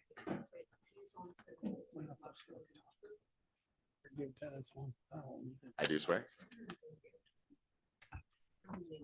Jorgen Libertor, LIBE. ATRE. All right. Thank you. Yeah, my comments are just strictly related to the ordinance about zoning for the battery energy storage systems. jumping in here, I've broadly speaking, and I know it's like a work in progress thing, so and it's also just about land zoning, but I guess my fear being a homeowner in South Germain is that it seems like it reads largely toothless. It's like they must propose a plan to plan for water use, power use, but like I feel like South Germain could put in something that's, forces investments in those infrastructures. But my main point, I just want to keep it brief. I know it's been a long night. I don't see it as a light industrial district. I think a power plant under a new name, new technology, like America's not building nuclear power plants anymore. These new technologies are what heavy industrial zoning districts are for. I think this is the direction the future is headed in, and weaseling in technologies under special conditions and new names and new zonings is just like selling out laws that were there for a reason in the first place. Thank you. Thank you. Husband and wife? Yeah, and I'm a lot more scripted, so I have a few got a few concerns with the BES ordinance. So try to keep it as brief as possible. But the first one being the zoning inconsistencies. So I understand that this is a draft, but there's some internal inconsistencies in the ordinance itself, where it reads conditional use in I-1 light industrial district and in a separate section reads as if they're a conditional use in all zoning districts. So, okay.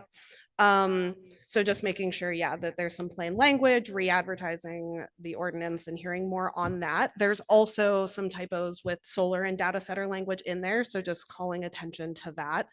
The second issue is siting and setbacks. So the American Planning Association and other planning guidance recommends treating large BES as a distinct utility scale land use and where possible co-locating them with existing substations and utility or industrial uses. Rather than scattering them across general residential areas. So encouraging limit utility scale BES to clearly defined industrial or utility districts, consistent with that guidance. Also preserve or strengthen the larger setbacks from homes and community facilities, and then revisiting the 50-foot setback for public right-of-ways. It's a very short distance from facilities that can produce intense heat, smoke, and toxic gas if something goes wrong. So a longer buffer from roads to protect drivers, pedestrians, and first responders. The third point is fire safety, emergency response, and who sets those standards. So recognizing you have the NFPA 855 requirement and that standard, that's great. But number one, I would like to see in the ordinance who should clearly, or that the ordinance should clearly require a site-specific emergency plan that includes evacuation routes, traffic control, shelter-in-place procedures, and public notification methods for nearby residents. Again, I live property owner within a little over 1,000 feet of light industrial area. So this is But these folks don't want to care about the dog. that. I mean, that's why we're here for a public hearing, right? And so I'm just emphasizing that you have a tax-paying So you resident. like the 1,000 feet away from residents. Yeah.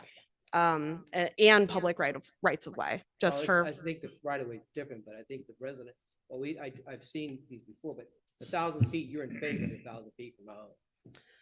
I mean, I'm more in favor of heavier industrial districts, so not light industrial district at all. So that's just to be very clear. By the way, I'm sorry? do you have this all written down what you're reading from? Yes, I do. Give that to me, you get done. Yeah, I would love to. Secondly, for large lithium batteries, industry and fire service experience shows that there are situations where the safest course is defensive containment and letting the fire burn out rather than active interior firefighting. So the emergency plan should explicitly address criteria for when to attempt suppression and when to contain and let it burn. The ordinance should also make clear the developers must fund specialized training and equipment for our fire departments on an ongoing basis, not just the initial construction. The current language allows township officials to appeal or override the fire chief's technical standards for BES. So I would just strongly urge you to revisit that structure. On highly technical fire safety issues, I think the fire chief and fire service professionals should be the final word. And then I think finally, the reporting environmental testing transparency. So right now it is a 24-hour reporting of an extraordinary event. That includes fire, explosion, significant gas leaks, unplanned venting or emergencies to shut down. I'm asking that to be reduced. I think a 24 hours is far too long to let a gas leak 1,000 feet from my house go. There should be baseline soil and water testing, followed by any automatic testing after any fire or major incident. And then finally, the community host agreement language should better reflect the real risks and burdens that the township and our residents are being asked to carry. So you're already acknowledging the township's going to bear the long-term risk and responsibility by requiring per megawatt payments. Right now, it doesn't read as if it's one time or ongoing. I think if it's annual payments, that should be clarified in the ordinance language. Allowing for those funds to be named in the ordinance to go to emergency response capacity, evacuation and communication planning, environmental monitoring, and local workforce training for clean energy jobs, rather than it's right now to police and safety. So, okay. They're objecting to it. Okay, that is actually it. What's that? That's it. Those are my points. You have something to give to Mr. Makel? Yes, I can give you my comments. Anybody else have any questions or comments about the ordinance? There's a motion to continue at this point. So moved. Okay, thank you. I need a second, please. Okay, Mr. Grego, all in favor of continuing the hearing, please indicate by saying aye. Aye. Opposed, motion carries. We'll continue. Okay, we go to the next one here. Public hearing for open discussion and consideration of adoption of an ordinance of South Strabane Township amending the official zoning map to rezone parcel number 600-01-00-00-00-0017-23, aka also known Landings Drive, from a combination of R4 medium density residential district and C2 general commercial district to entirely R4 medium density residential district. You guys ready? Okay, oh, you are. You're getting ready. Okay, go ahead. My name is Alberto Martin, J-A-R-Q-U-I-N, from Gateway Engineers. Right. Ryan Klausnitzer, K-L-O-U-S-N-I-T-Z-E-R, on Mr. behalf Maker, of you guys need to MLD be Meadows sworn in Landing. before you Yes, start? I would swear them in. Okay. Anybody who's gonna have any questions or comments about this also, please stand up right now if you have any questions, comments. On behalf of MLD Meadows Landing. Anybody else gonna have any question or comments about this? All right, if you don't, we're not gonna let you talk. I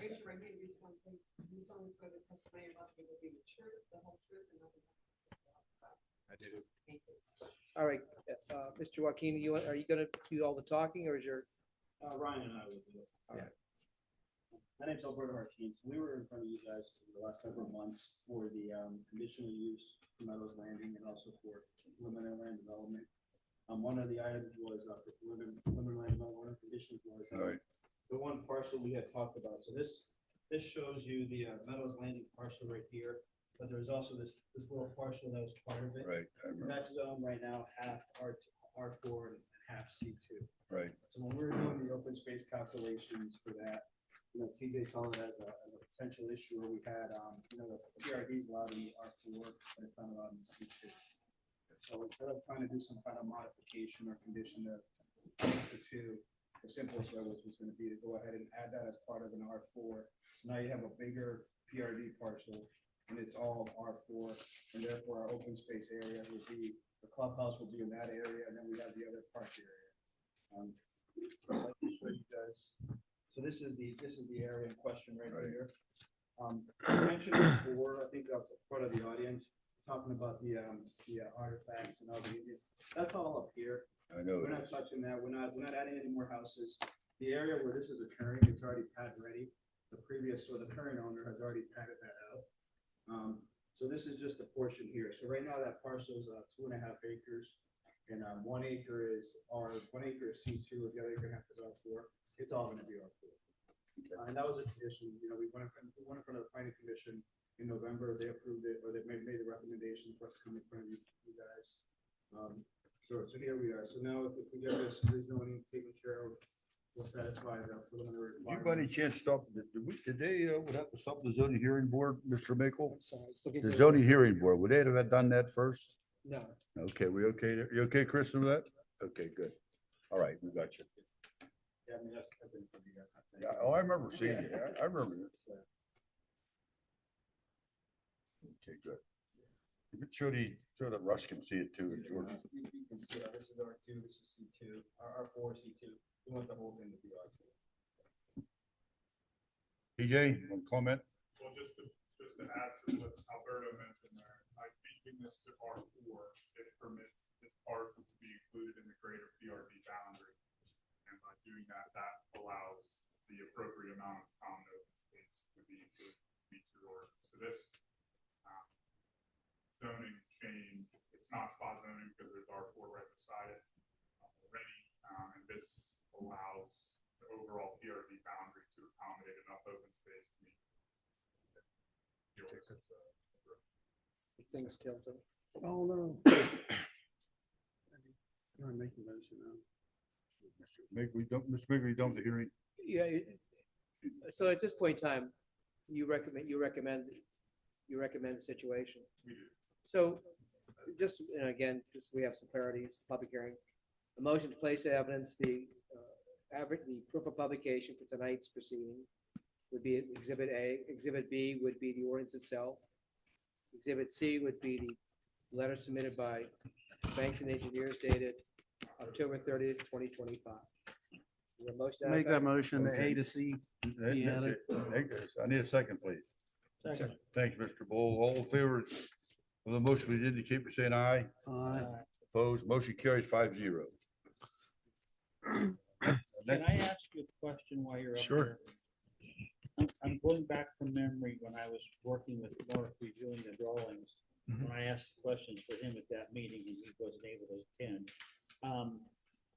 My recollection was there's a mound there. Isn't that where the Indian burial ground was at one time? Or am I You're incorrect? talking about that coal bunk, There's a coal thing. Way down the bottom. Okay. Yeah, that's so the out- coal that's out of the pile way. is, the coal pile was in the back that was buried. Yeah. And it's actually behind that. Oh, it's So on our plan where we show the coal pile area is a recreation area on the plans. And behind that is area, we actually have it dashed out where it's undisturbed. And that's not going to be touched. No. So it was raised, the issue is being raised by some people here about Indian burial grounds and all that. They're guaranteed they're safe. Did you provide a copy? Can we get a copy of that report? We need it. What do you have? Do we have it in written form that you're going to preserve? We the do. grounds? We have a report from the phase 1 and phase 2 archaeological studies. We in the digs and whatnot. Have We you have. provided that to, We may have already given that to TJ. If not, we can absolutely send TJ, that. Kristen, do you have it? Was that done for the current owner or was that done for you guys? It was done by the current landowner. Hal Kessler had it done, but it was done and I wrapped up a few years ago, but nothing that should have changed out there. So it should be the same. so if you could just make sure that the township gets a copy. Sure. to Right. Kristen and TJ. Yeah, our plans show the boundary that was identified. That area. It was identified. Okay. Okay. You'll make sure, That's what I was. you make sure you get that to us. Sure, absolutely. I have a quick question. Was the hearing going to be closed or will there be a decision or was that a decision of? The proof of publication says what we did for you is, and you need to get Kristen lunch tomorrow. We will absolutely do that. The thing was, it was advertised for public hearing, the board may consider adoption of this tonight. Okay. So they can do that at this point in time. We would really appreciate that so we could continue to Move forward, finalize our yeah. plans because if Yeah. we have to wait another, it'll just delay us. So further. So that's supposed to close the meeting. Well, you can make a motion to close the hearing, and then Alright, you want to then make we a vote on motion to adopt the rezoning was submitted. A motion to close the hearing, please. So moved. Thank Mr. Rowan. Any discussion? All in favor of the motion, please indicate by saying aye. Aye. Opposed? Motion carries 5-0. Now we can. I'll make a motion to grant their approval of or what? C2 to R4, the acre.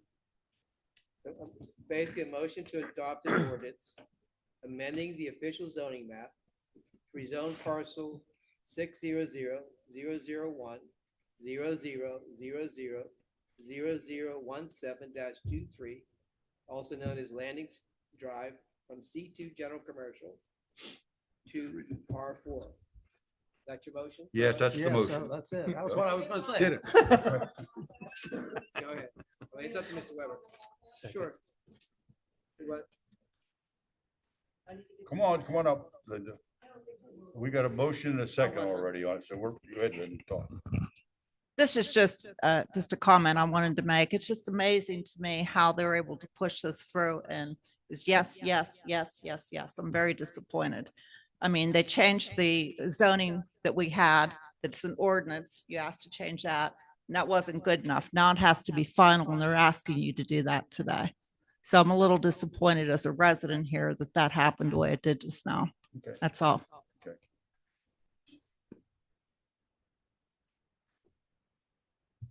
Okay, we have a motion and we have a second on the issue. All those in favor of the motion, please indicate by saying aye. Aye. Opposed?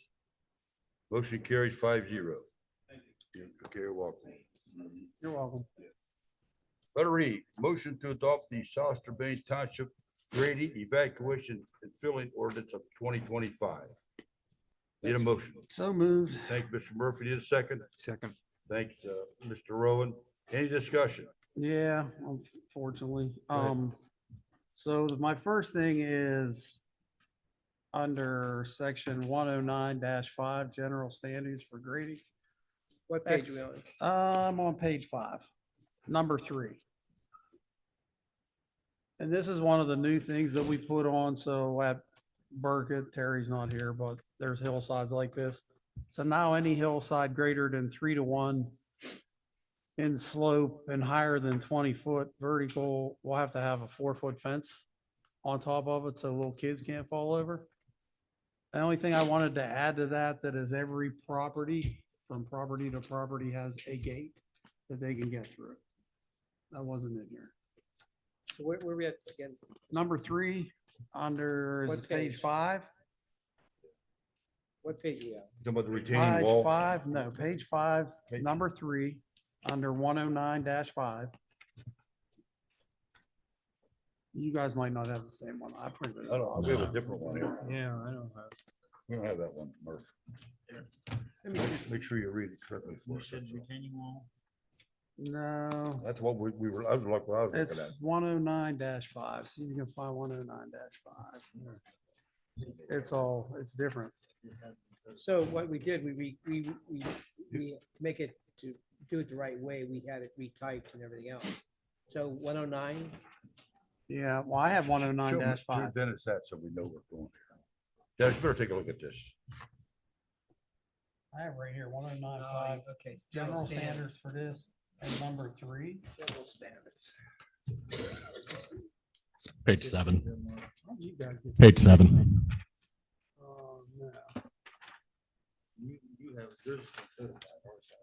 Yours is, you took the codification, but I just, in order to file it, basically had to retype it and so forth. So, I printed it off, whatever was sent to me on my iPad. okay, what, I spent. all right, just, okay, so you want to. 20 cents on paper.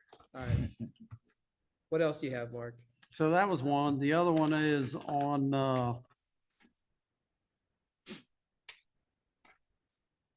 the very first page, and it may not, let me see one of your guys' very first page with all the standards. Specific standards? Yeah, That's section 8. Is that what you're looking at? See that, okay. What do you have? You have that same copy? Don't you have what I sent over? well, whatever was on my computer, that's what I printed off. All right, that's not what we have. We had to redo it to Yeah, advertise. we did that whole form. So which ones do you have here? Give him the information he needs to know. Well, this one I want to know because don't you have this on? That there? will be that goes in the codification. All right, well, logging and timber is still in there. We don't have a logging and timber harvesting ordinance, so that can't be in there. I don't think. If it's. I thought we took it out, so I don't know how I got this, but that was one of the things that was to come out. That's not mine. You're looking at. Mine's totally different too. I don't have logging in mine. No. That's what it is. All right, let's see well, then the other ones, I'll just go through them real fast. This is from the Washington County Planning Commission. Right, she had some. Number one under section 4. I have no problem adding all that. That's strictly stormwater management plan, which is a definition. So I have no problem adding all that. Okay, To vegetation, page 12. And that's why I couldn't find these today. Now I know why. I've spent hours looking. They said page 12. I found it on page 7. Yeah. I don't have a problem with that, adding that. okay, we can add that. Section, page 20, under section specific standard for fill. TJ and me looked at this tonight. They're saying that they want an engineer at all times when they're doing this. I thought we already had that in there, but if we don't, we need to add it. Maybe add it underneath that section also. Okay. Back to that. Okay. And the last one was, which I was fine with, that's if they're tearing up, that they have to bond our roads. I guess we really didn't Well, have that in they there. do that anyway. Tara. I know, but they want it in the grading thing. I know that would be like in the developer's agreement, but they That would asked. be, I think we also have heavy hauling agreements here that they'd have to comply with. That was it. Okay. Thank you, Mr. Murphy. So if you want to make a motion to adopt that ordinance, which has been duly advertised, subject to the comments of the Washington County Right. Planning Commission, and a comma, the remarks of Mr. Murphy, and some spelling errors that need to be modified. So moved. Need a second, please. Second. Okay, all in favor, please indicate by saying aye. Aye. Opposed, motion carries 5-0. Thank you, Mr. Murphy. Motion to approve, I'm not too sure, but I got two different pronunciations this thing. Motion to approve the final envelope from 18 Carat Inc. or the Carat. Carrot. It's Carrot, carrot. that's what I thought, to construct in addition to the 18 Carat corporate office at 1700 State Route 136, parcel number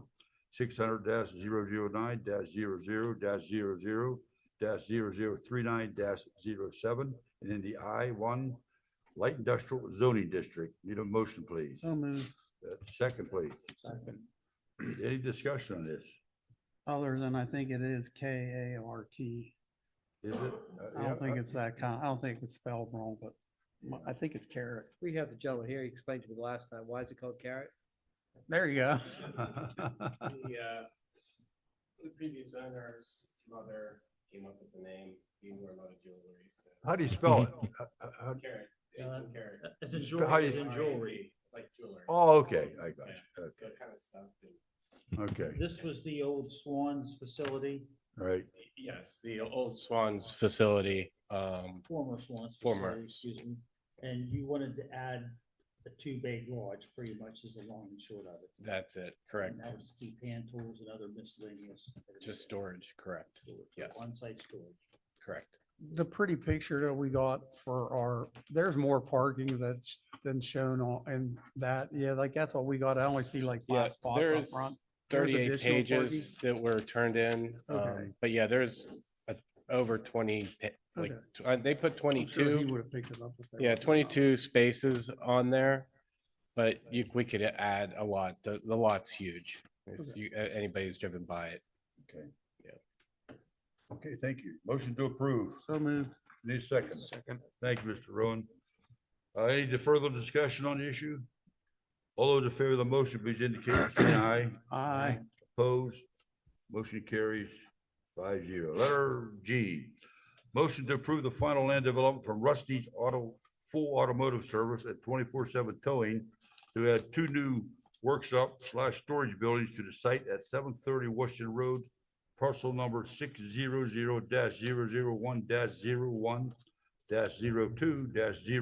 600-001-01-02-0023-00 in the C2 General Commercial Zoning District. So moved. Thank you. I need a second, please. Thanks, Mr. Grego. Any discussion on this? I'd just like to make, or you reviewed this, TJ, you're okay with this? Yes, we did. Okay. Where they get, they went up the hillside. Yeah, they're going up. That's why I'm kind of curious. They're sticking a lot in. They submitted a geotechnical engineering to support their grading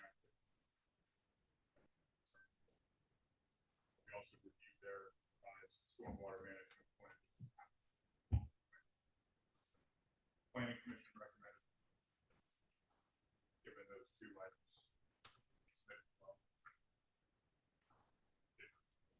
Send the letters, yesterday, stating that we feel with all of our comments.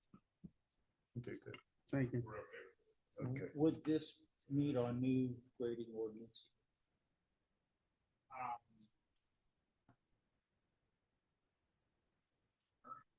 I'd have to look Thank you. at the different slope heights. I'm not sure if they're doing 20. To see whether the fence. The benching. Yeah, they'll need to do. different specs.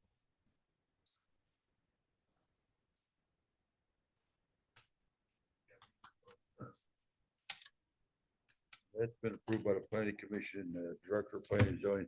All in favor of the motion, please indicate by saying aye. Aye. Opposed, motion carries 5-0.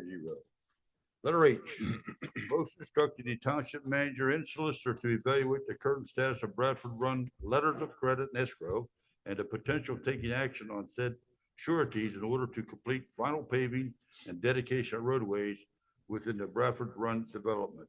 I'll Need a make that motion. Thank you, Mr. Rennie. A second. Thank you, Mr. Grego. Yeah, let's discuss this.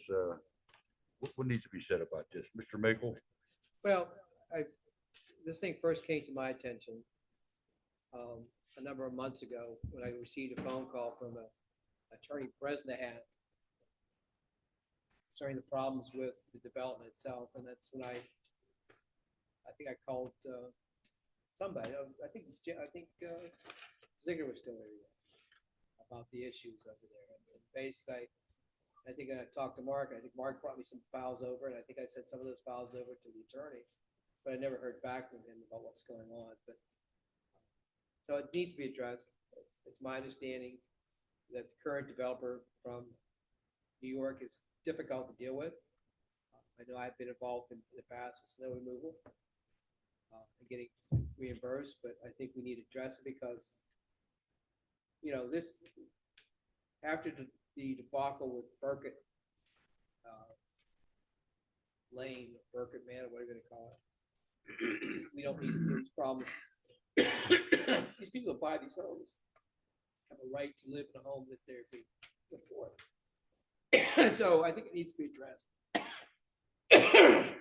Does Jordan, the interim manager, go after the, because I've talked to him before, you said that he would have to do that. I'm sorry, say what again? The letters of credit from Community Bank for Well, phase we'd have- 2 and I phase can't- 3. we- Jordan would have to do that?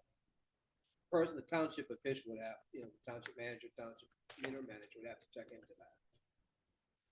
Yeah, I don't, they would talk, I don't think they'd talk to me at all. All right, well, Ziegler did check in. I mean, I have the letters that state what's left on each phase. But I don't know how, like, okay, so they say that much money's there. How good, so let me ask this question. How good's the filing system here for the borough, for the township? It's getting better. Just like mine. It's getting Don't better. throw nothing away. Yeah, we're We have improving. it. Question We're is improving, where and how that's much time do you have to look for it? That's the reason why my stuff's all put together. You can afford a big staff. Well, anyways, Mr. Makel, we got the gist of what we need to do, right? Do we have to go over John Angelides, the guy from Staten Island that started all, do we have to go to him to get money, to tell him we're taking that money to repave the road? That's my question. I have no idea how to do this. Do you have any? I mean, He's gonna look into. I'll look into it. I'll have to contact Mr. Angelis. I've dealt with him in the past. tell him he owes us for our snowplow money. Oh, I had to threaten him one time. And he kept telling Ziegler that he's going to bring the money, he's going to bring the money. I said, we're not going to plow the snow anymore. I think he finally came down. Yeah, and Mark, thanks for reminding us this evening. You know, if that other escrow money was to see to it that the work was not, the work that was done uninspected. I was under the impression we could take that escrow money, finish this off for these people and get on down the road. And what you're telling me, we cannot. So we're going to have to go back after the lines of credit. And if that's what we have to do, that's what we have We're to going to do what's necessary to get this thing. Yeah. I don't know all the facts. Yeah, unfortunately, the residents have been very patient and we wouldn't have known had you told us because, you know, they don't come and tell us what they're doing wrong, you know, and had you not brought that up and Mark hadn't taken, again, an interest in that because. Former manager Brandon Stanek was kept in the loop. I've spoken with him sometimes. And, you know, he kept saying that he actually had discussions with the developer, they're working on it. You know, it started, there was a COVID-19 pandemic, if you don't know. That was blamed for a lot of the issues, but then the issues nothing ever materialized in progress. Thank you for sharing that. There may be some emails and some paperwork that would be very helpful to us to. Do you have any emails? I sent Brandon one email, I know back probably around 2023, and then he called me, we discussed a lot of these issues back then. Yeah, I've spent more time than I'd like to admit looking through his email specific to Bradford. Unfortunately, we don't have anything that mentions what that escrow is for, anything of the sort. The only reason why the escrow, because I called Brandon. Right. And Yeah. Ziegler was in there and Bob was in there and I said, here, speakerphone. Why was that? Why is there so much? Not one escrow out of the 35 escrows, they're like 15,000 is huge. Right. This guy's got 177,000. Sure. Like, wait a minute. So that Brandon said that that's what it was for. The stormwater management, they didn't tell him to make sure it was done properly. Can you take it? Maybe you can. I don't know. But we're gonna have to look at everything. We'll do what's best for the people. I just remember John Quigley's name always came up, and I don't know who that He guy would, was. he would come in, Never- this has been a pending problem for a number of years. They would come in, ask for delays all the time and foolishly we granted them, you know, without. I understand that John works for Brandon. Yeah. He's their attorney. Yeah. Is he the attorney? That last we had contacted them. Yeah. Somewhere in Mount Lebanon, I think. John Quigley. Yeah, somewhere around Yeah, there. he would come in and represent them. Allegheny County. Bottom line is here, you folks didn't do anything wrong. Right. You know, and this is the third development that we've had a lot of learning curves on. You know, and you have our word to the best of our ability. This shit's gonna stop. I appreciate that. It's a And- learning and- experience, 'cause like I said, they put together a master plan. They showed that they satisfied the township ordinances. Do you have any paperwork with your HOA with this whole situation? Related to This development? Any Do you have anything at all, any plans they presented to you or anything like that? Sometimes, I remember when we were at Supervisor Manor, we got some plans. Do you have the master plan? Yeah. I don't have the master plan, no. I know, somebody, because my neighbor, is Keith Senator, the K-9 officer. Yeah. And somebody had showed him the master plan in the township building. Yeah, they can get you. I mean, I'm sure. Yeah. There's somebody- one- there's one a exists I'm sure. someplace, yeah. We have a digital, I'm sure. Maybe, maybe not. No, but we have a lot of paper copies. So That one we do Yeah, have a lot of people. right. Okay, anyways, we've charged Mr. Makel with this assignment, so. Are we gonna have Mr. Maple do it or have Jordan call Community Well, he's Bank gonna and be- make he's sure? gonna- He has to he'll be call, part of he the won't package. talk to me. that's, He'll be part of yeah, it. the motion basically directs both of us to work together on that. Yeah. But we can, like TJ said, the plan should be reported, but I'm interested in what communications that they may have that we don't have. And I know when I was talking to you, Jim, you'd said about John Street, that one that went up for sheriff's sale, the parcels Well, all of the down parcels there. that are still deeded to him were posted for sheriff's sale. Is Mr. Bresnahan your attorney, by the way? He was hired by the board, yes. Is he still He was your hired by attorney? the previous board. I believe he is still the attorney, but I don't think there's any active legal matters. Because he contacted me a couple times. I sent him stuff. I called him up to schedule a phone conversation. He never gotten back to me. Yeah. One. The odd thing is that everything prior to probably a couple weeks ago, that was Greg Anthony's as the majority control of the HOA. Right. He hired Bill to do that. Bresnahan. Yes. So Bresnahan was Angelides' attorney. Well, he's representing the association. Association. So that's what HOA. But Which he has majority Angelides control was of the control of. So he's no longer, so you guys have majority now. We have majority now, yes. So I shouldn't talk to him at all then. Well, Bill was still, he still was representing the association. That was the first question that I asked. He wasn't representing Greg. He was representing the HOA. Yeah, but if Greg has the majority, why wouldn't he have a conflict? That's, well, I don't think he was ever representing Greg himself or the employees. I think he was always representing the HOA. It's certainly a mess. Yeah, and view of It is a things that's come up here tonight, the liens on the property that hasn't been developed, and the fact it could be in foreclosure, this needs fast track, because if the bonds, or the surety that they put up is not something we can go back after, we need to get this done, and we need to lien that property, so if and when it goes to sheriff's sale, in case there's something left, so the taxpayers don't have to pick up the bill on that. Yeah, because like I said, it's the future right of way parcels that are supposed to be township streets, and it's the open space that are also part of that sheriff's notice. We're gonna find out what's going on, okay? And we'll need your help. Yeah, Okay, we're here to help. okay, we'll work with you. And one other thing that I've learned, there is nobody representing the people that haven't bought the property yet. In other words, pretty much they have carte blanche to do what they want because they are the HOA. And that's not right. That's not right. And there's certain things that people feel are the township's responsibility. Some people don't feel like the sidewalks, for example. We've learned a lot of lessons on sidewalks the last 4 or 5 years. And this, like I said, it's going to stop. It has to stop. Somebody has to look out for the future buyer of that property. That it, Jeff? Thank you. Thank you.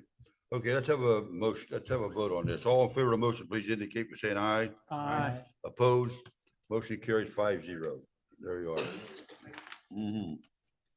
Letter I, motion naming code, huh? Oh, TJ? Can I clarify one thing I said earlier? Sure. Going back to Rusty's, they have a couple third-party permits that they need to, but our approval here at the township. I thought we said that. We did not. No, he said they met everything. No, and I thought I remembered reading that. Thank you. Yeah, I meant to say that earlier and forgot, but they Okay. have some third-party permits outside of our control that should be paid prior to them. Okay. It is, yes. Well, Sorry about that. let's. Can we go back and make another motion? So we can make now, since that Parkland School District Supreme Court decision, we can add to the agenda. So if you want to make a motion to add to the agenda, the contingencies, conditions set forth in the Township Engineers letter, what day is it? December 15th. December 15th? Yeah. Concerning Rusty's towing? Right, Gonna make- that's you're gonna Rusty's make- code. add that to the Yeah, agenda? add that to the agenda. You making that motion? I'll make that motion, yes. Second. Okay, all in favor of the motion, please indicate by saying aye. All right, so Now we need to, So motion to, a motion to add to the conditions, add the condition to Rusty's towing that he comply with all the conditions set forth in the township's engineer's letter of December 15th, 2025, and that the same be forwarded to him immediately. So moved. second, please. Second. Thanks, Mr. Bull. All in favor of the motion, please indicate by saying aye. Aye. Opposed? Motion carries. Did you get all that, Jordan? Yep. Okay. And we're recording it. No, you're very welcome. Okay, letter I.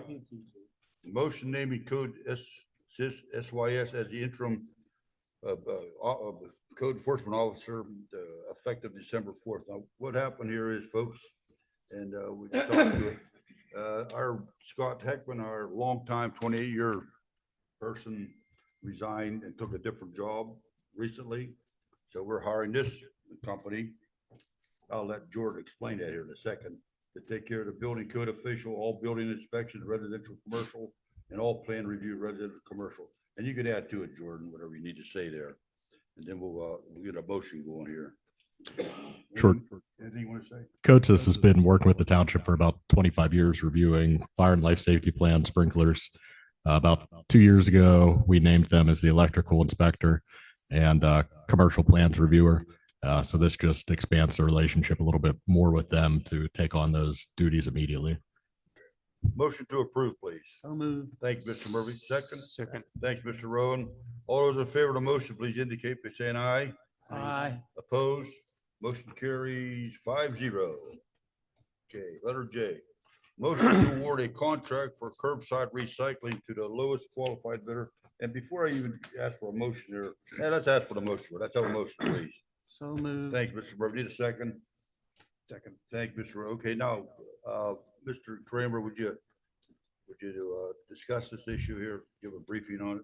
Sure. So it was about time that we sent this out to bid again. We'd been with Waste Management on a continuation of a previous contract for approximately 5 years. So there was an RFP sent out. We had about 5 companies that were interested in bidding on it. We only received actual proposals from 2 companies, and those were Waste Management and County Hauling. So both submitted bids. We had the bid opening Monday at 2 p.m. You've got the pricing in front of you. Both of them include a price decrease of minimum of almost $20 per year. And we have a option for a 1-year and a 2-year contract. We also increased the discount that senior citizens would get from 10% to 15%. Both of the proposals had bid exceptions. So County Hauling would like to provide service on 4 separate Fridays, which currently our days are Mondays. Waste Management would like to continue their current schedule, which is distributing the service across 3 different Mondays per month. That's what you want us to vote on? Correct. So the board would have to decide which vendor they would like to go with and whether you would like a 1-year or a 2-year contract with them. I thought I saw something this afternoon or something from you about Mondays and all that. Right. So forth. I mean, I just got to see it briefly before I came here, but you some concern about the Mondays. Well, the part of the RFP was continuing service on a single day. Historically, that had been what the township had requested. Last year, Waste Management executed an MOU with the township to allow them to provide service on 3 different Mondays per month to be able to get to the entire township. So Right. did the RFP require 1 Monday? Or did it require Correct. It required 1 Monday. However, both put exceptions into that. Waste Management requesting to continue on the same schedule they're currently on with 3 separate Mondays, and County Hauling requesting 4 different Fridays. So essentially every Friday. So neither met the complete bid spec. Well, because there's 2 aspects to a bid when you look at bids. The first aspect is the bid responsive. If it's not responsive to the proposal, and the law says basically that you have to strike it. And the second thing is about a bidder being responsible. Basically, that person can do the job. If you requested 1 Monday or 1 day, But we've been doing I the understand. every 3 for, So you're telling me North Waste Management would like to just continue on the what way it they've been has doing, been? correct? Well, I'm just saying if Going back to that MOU. if you're going Yes. if you're going to do that, you know, just say the law would say you could strike that bid. But if you want to waive that portion of the RFP and go with John Doe at whatever rate, just make sure you put that in the language of the motion. And just for the public's awareness, currently folks are paying $79.32 per year. 2026, next year pricing, Waste Management proposing $59.40. So a decrease of $19.92. County Hauling's proposing a $56.88 for 2026. That's a requirement in the RFP. But you're not a senior citizen.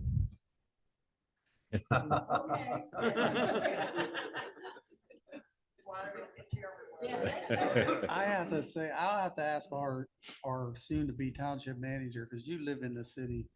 Didn't the city have a lot of problems with county hauling?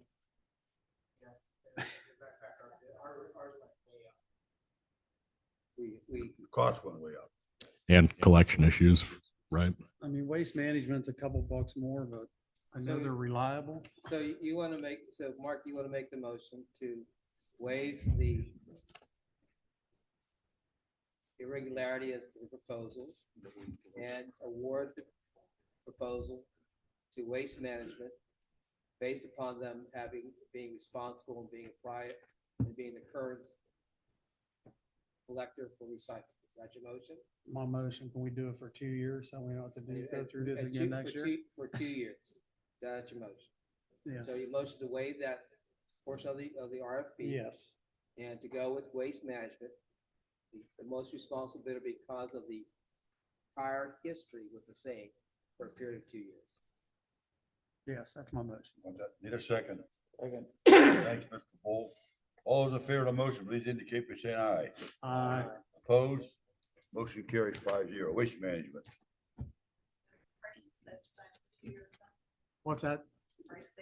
It's ridiculous. It'll go up, the first year it's 59.40, then next year it'll be 62.37.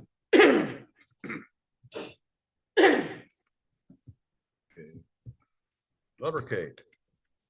Motion to authorize a cooperation agreement with the Washington County Redevelopment Authority for the 2025 LSA grant award for the multi-municipal camera project. That's Chief Hill, that's your domain there. You want to speak to it a little bit? Sure, this is the final piece of the puzzle to release the money from our 2025 LSA grant award, local LSA. $140,000 grant over 5 years to expand our traffic camera network in South Bay, some of our current legacy costs. Grows our project that's paying some of the legacy costs that we're currently. This is all the intersection, the intersection. It's a network of traffic cameras. It's a great idea, by the way. Nice expansion. Great idea. LSA covers 100% of the cost. Yeah, we proposed a 10% match for those 5 years. They never ask us for the money, it's just, they fund what they fund until the money runs out. But the whole proposal should cost us 10%, not 140,000, our piece is significant. Okay. 3 municipalities. I'll make that motion. Thank you. Yeah. Motion to approve. Second, Mr. Rowan. All those in favor indicate by saying aye. Aye. Opposed? Motion carries 5-0. Letter L, motion to approve the promotion of a firefighter to the position of captain of fill vacancy. Go ahead there, Mr. Kramer, and we'll get a motion on it. Sure. We've had a vacancy in a captain position for a few months because one of our captains accepted a job with his home department in Mount Lebanon as a lieutenant. So we received interest from 3 current firefighters. 2 of them were part-time, 1 was full-time. They went through a fairly rigorous testing process. The candidate that's finished number 1 turned down the position because it would involve him moving. And candidates that finished at number 2 accepted the position. That's firefighter Brandon Newman. He's been working for the township for approximately 2.5 years between part-time and full-time employment. Thanks. Who you naming? I'll make Brandon Newman. I'll make a motion to approve Brandon Newman to, what is he going up to? Captain. Captain. Thank you. Need a second, please. Second. Thank you, Mr. Rowan. All those in favor, go ahead. Mr. This is filling an existing opening. Correct. So Correct. we're not creating another position. Nope. Filling an existing opening. Correct. Writing from within. Right. We're gonna have to promote, or we're gonna have to. We will have hire to. Somebody now to. We take will his have to spot. fill his position. All those in favor of the motion, please indicate by saying aye. Aye. Opposed? Motion carries 5-0. Letter M, motion to approve the hiring of township manager, that's Peter Stefanski, beginning January 5th, 2026, pending a background investigation. Need a motion, please. Just, you still want to do it after this meeting tonight? I'll make that motion. Okay. Second. Thank you, Mr. Rowan. No need for any further discussion. All those in favor of the motion of hiring Peter to the job, please indicate by saying aye. Aye. Opposed? Congratulations, Peter. You're officially hired. 5-0. Letter N, motion approving the purchase of a replacement hopper for a Department of Public Works street sweeper in the amount of $38,957.58 from the Cal Equipment Company. Need a motion, please. So moved. Need a second. Thank you. Any discussion? Just, yeah, you can, you can. Yeah, this sounds like a lot of money for a 2012. To put it in perspective, the truck's got under 17,000 miles on it. The power unit that runs the vacuum has under 800 hours on it. The truck's in very good condition. We use it to clean up after, when we, mill roads and stuff, which creates just a lot of material coming back and essentially sandblasting the inside. It's, my understanding that they've improved the part that we're going to be needing for this. And we are also going to put on an additional a layer inside that hopefully, so this doesn't happen again. And if we see it is happening, we'll bolt in another insert so that it won't wear the part out. That bid does include 6 different parts, which should make that truck as good as new, and hopefully give South Shore Township another 15 to 20 years of service. And a new one costs 200,000, so or more. I'd rather spend. All those in favor of the motion, please indicate by saying aye. Aye. Opposed, motion carries 5-0. One note, folks, we don't have on the meeting here, upcoming meeting, the Board of Auditors reorganization meeting will be held on January 6th at 5:00 p.m. I did remember once again to remind you to, we're going to adjourn here in a second. Merry Christmas, Happy New Year, and thank you for attending the meeting, okay? Motion to adjourn, please. Murphy? So moved. Thank you. Thank you. Okay, motion carried 5-0, whether you heard it or not, we adjourned.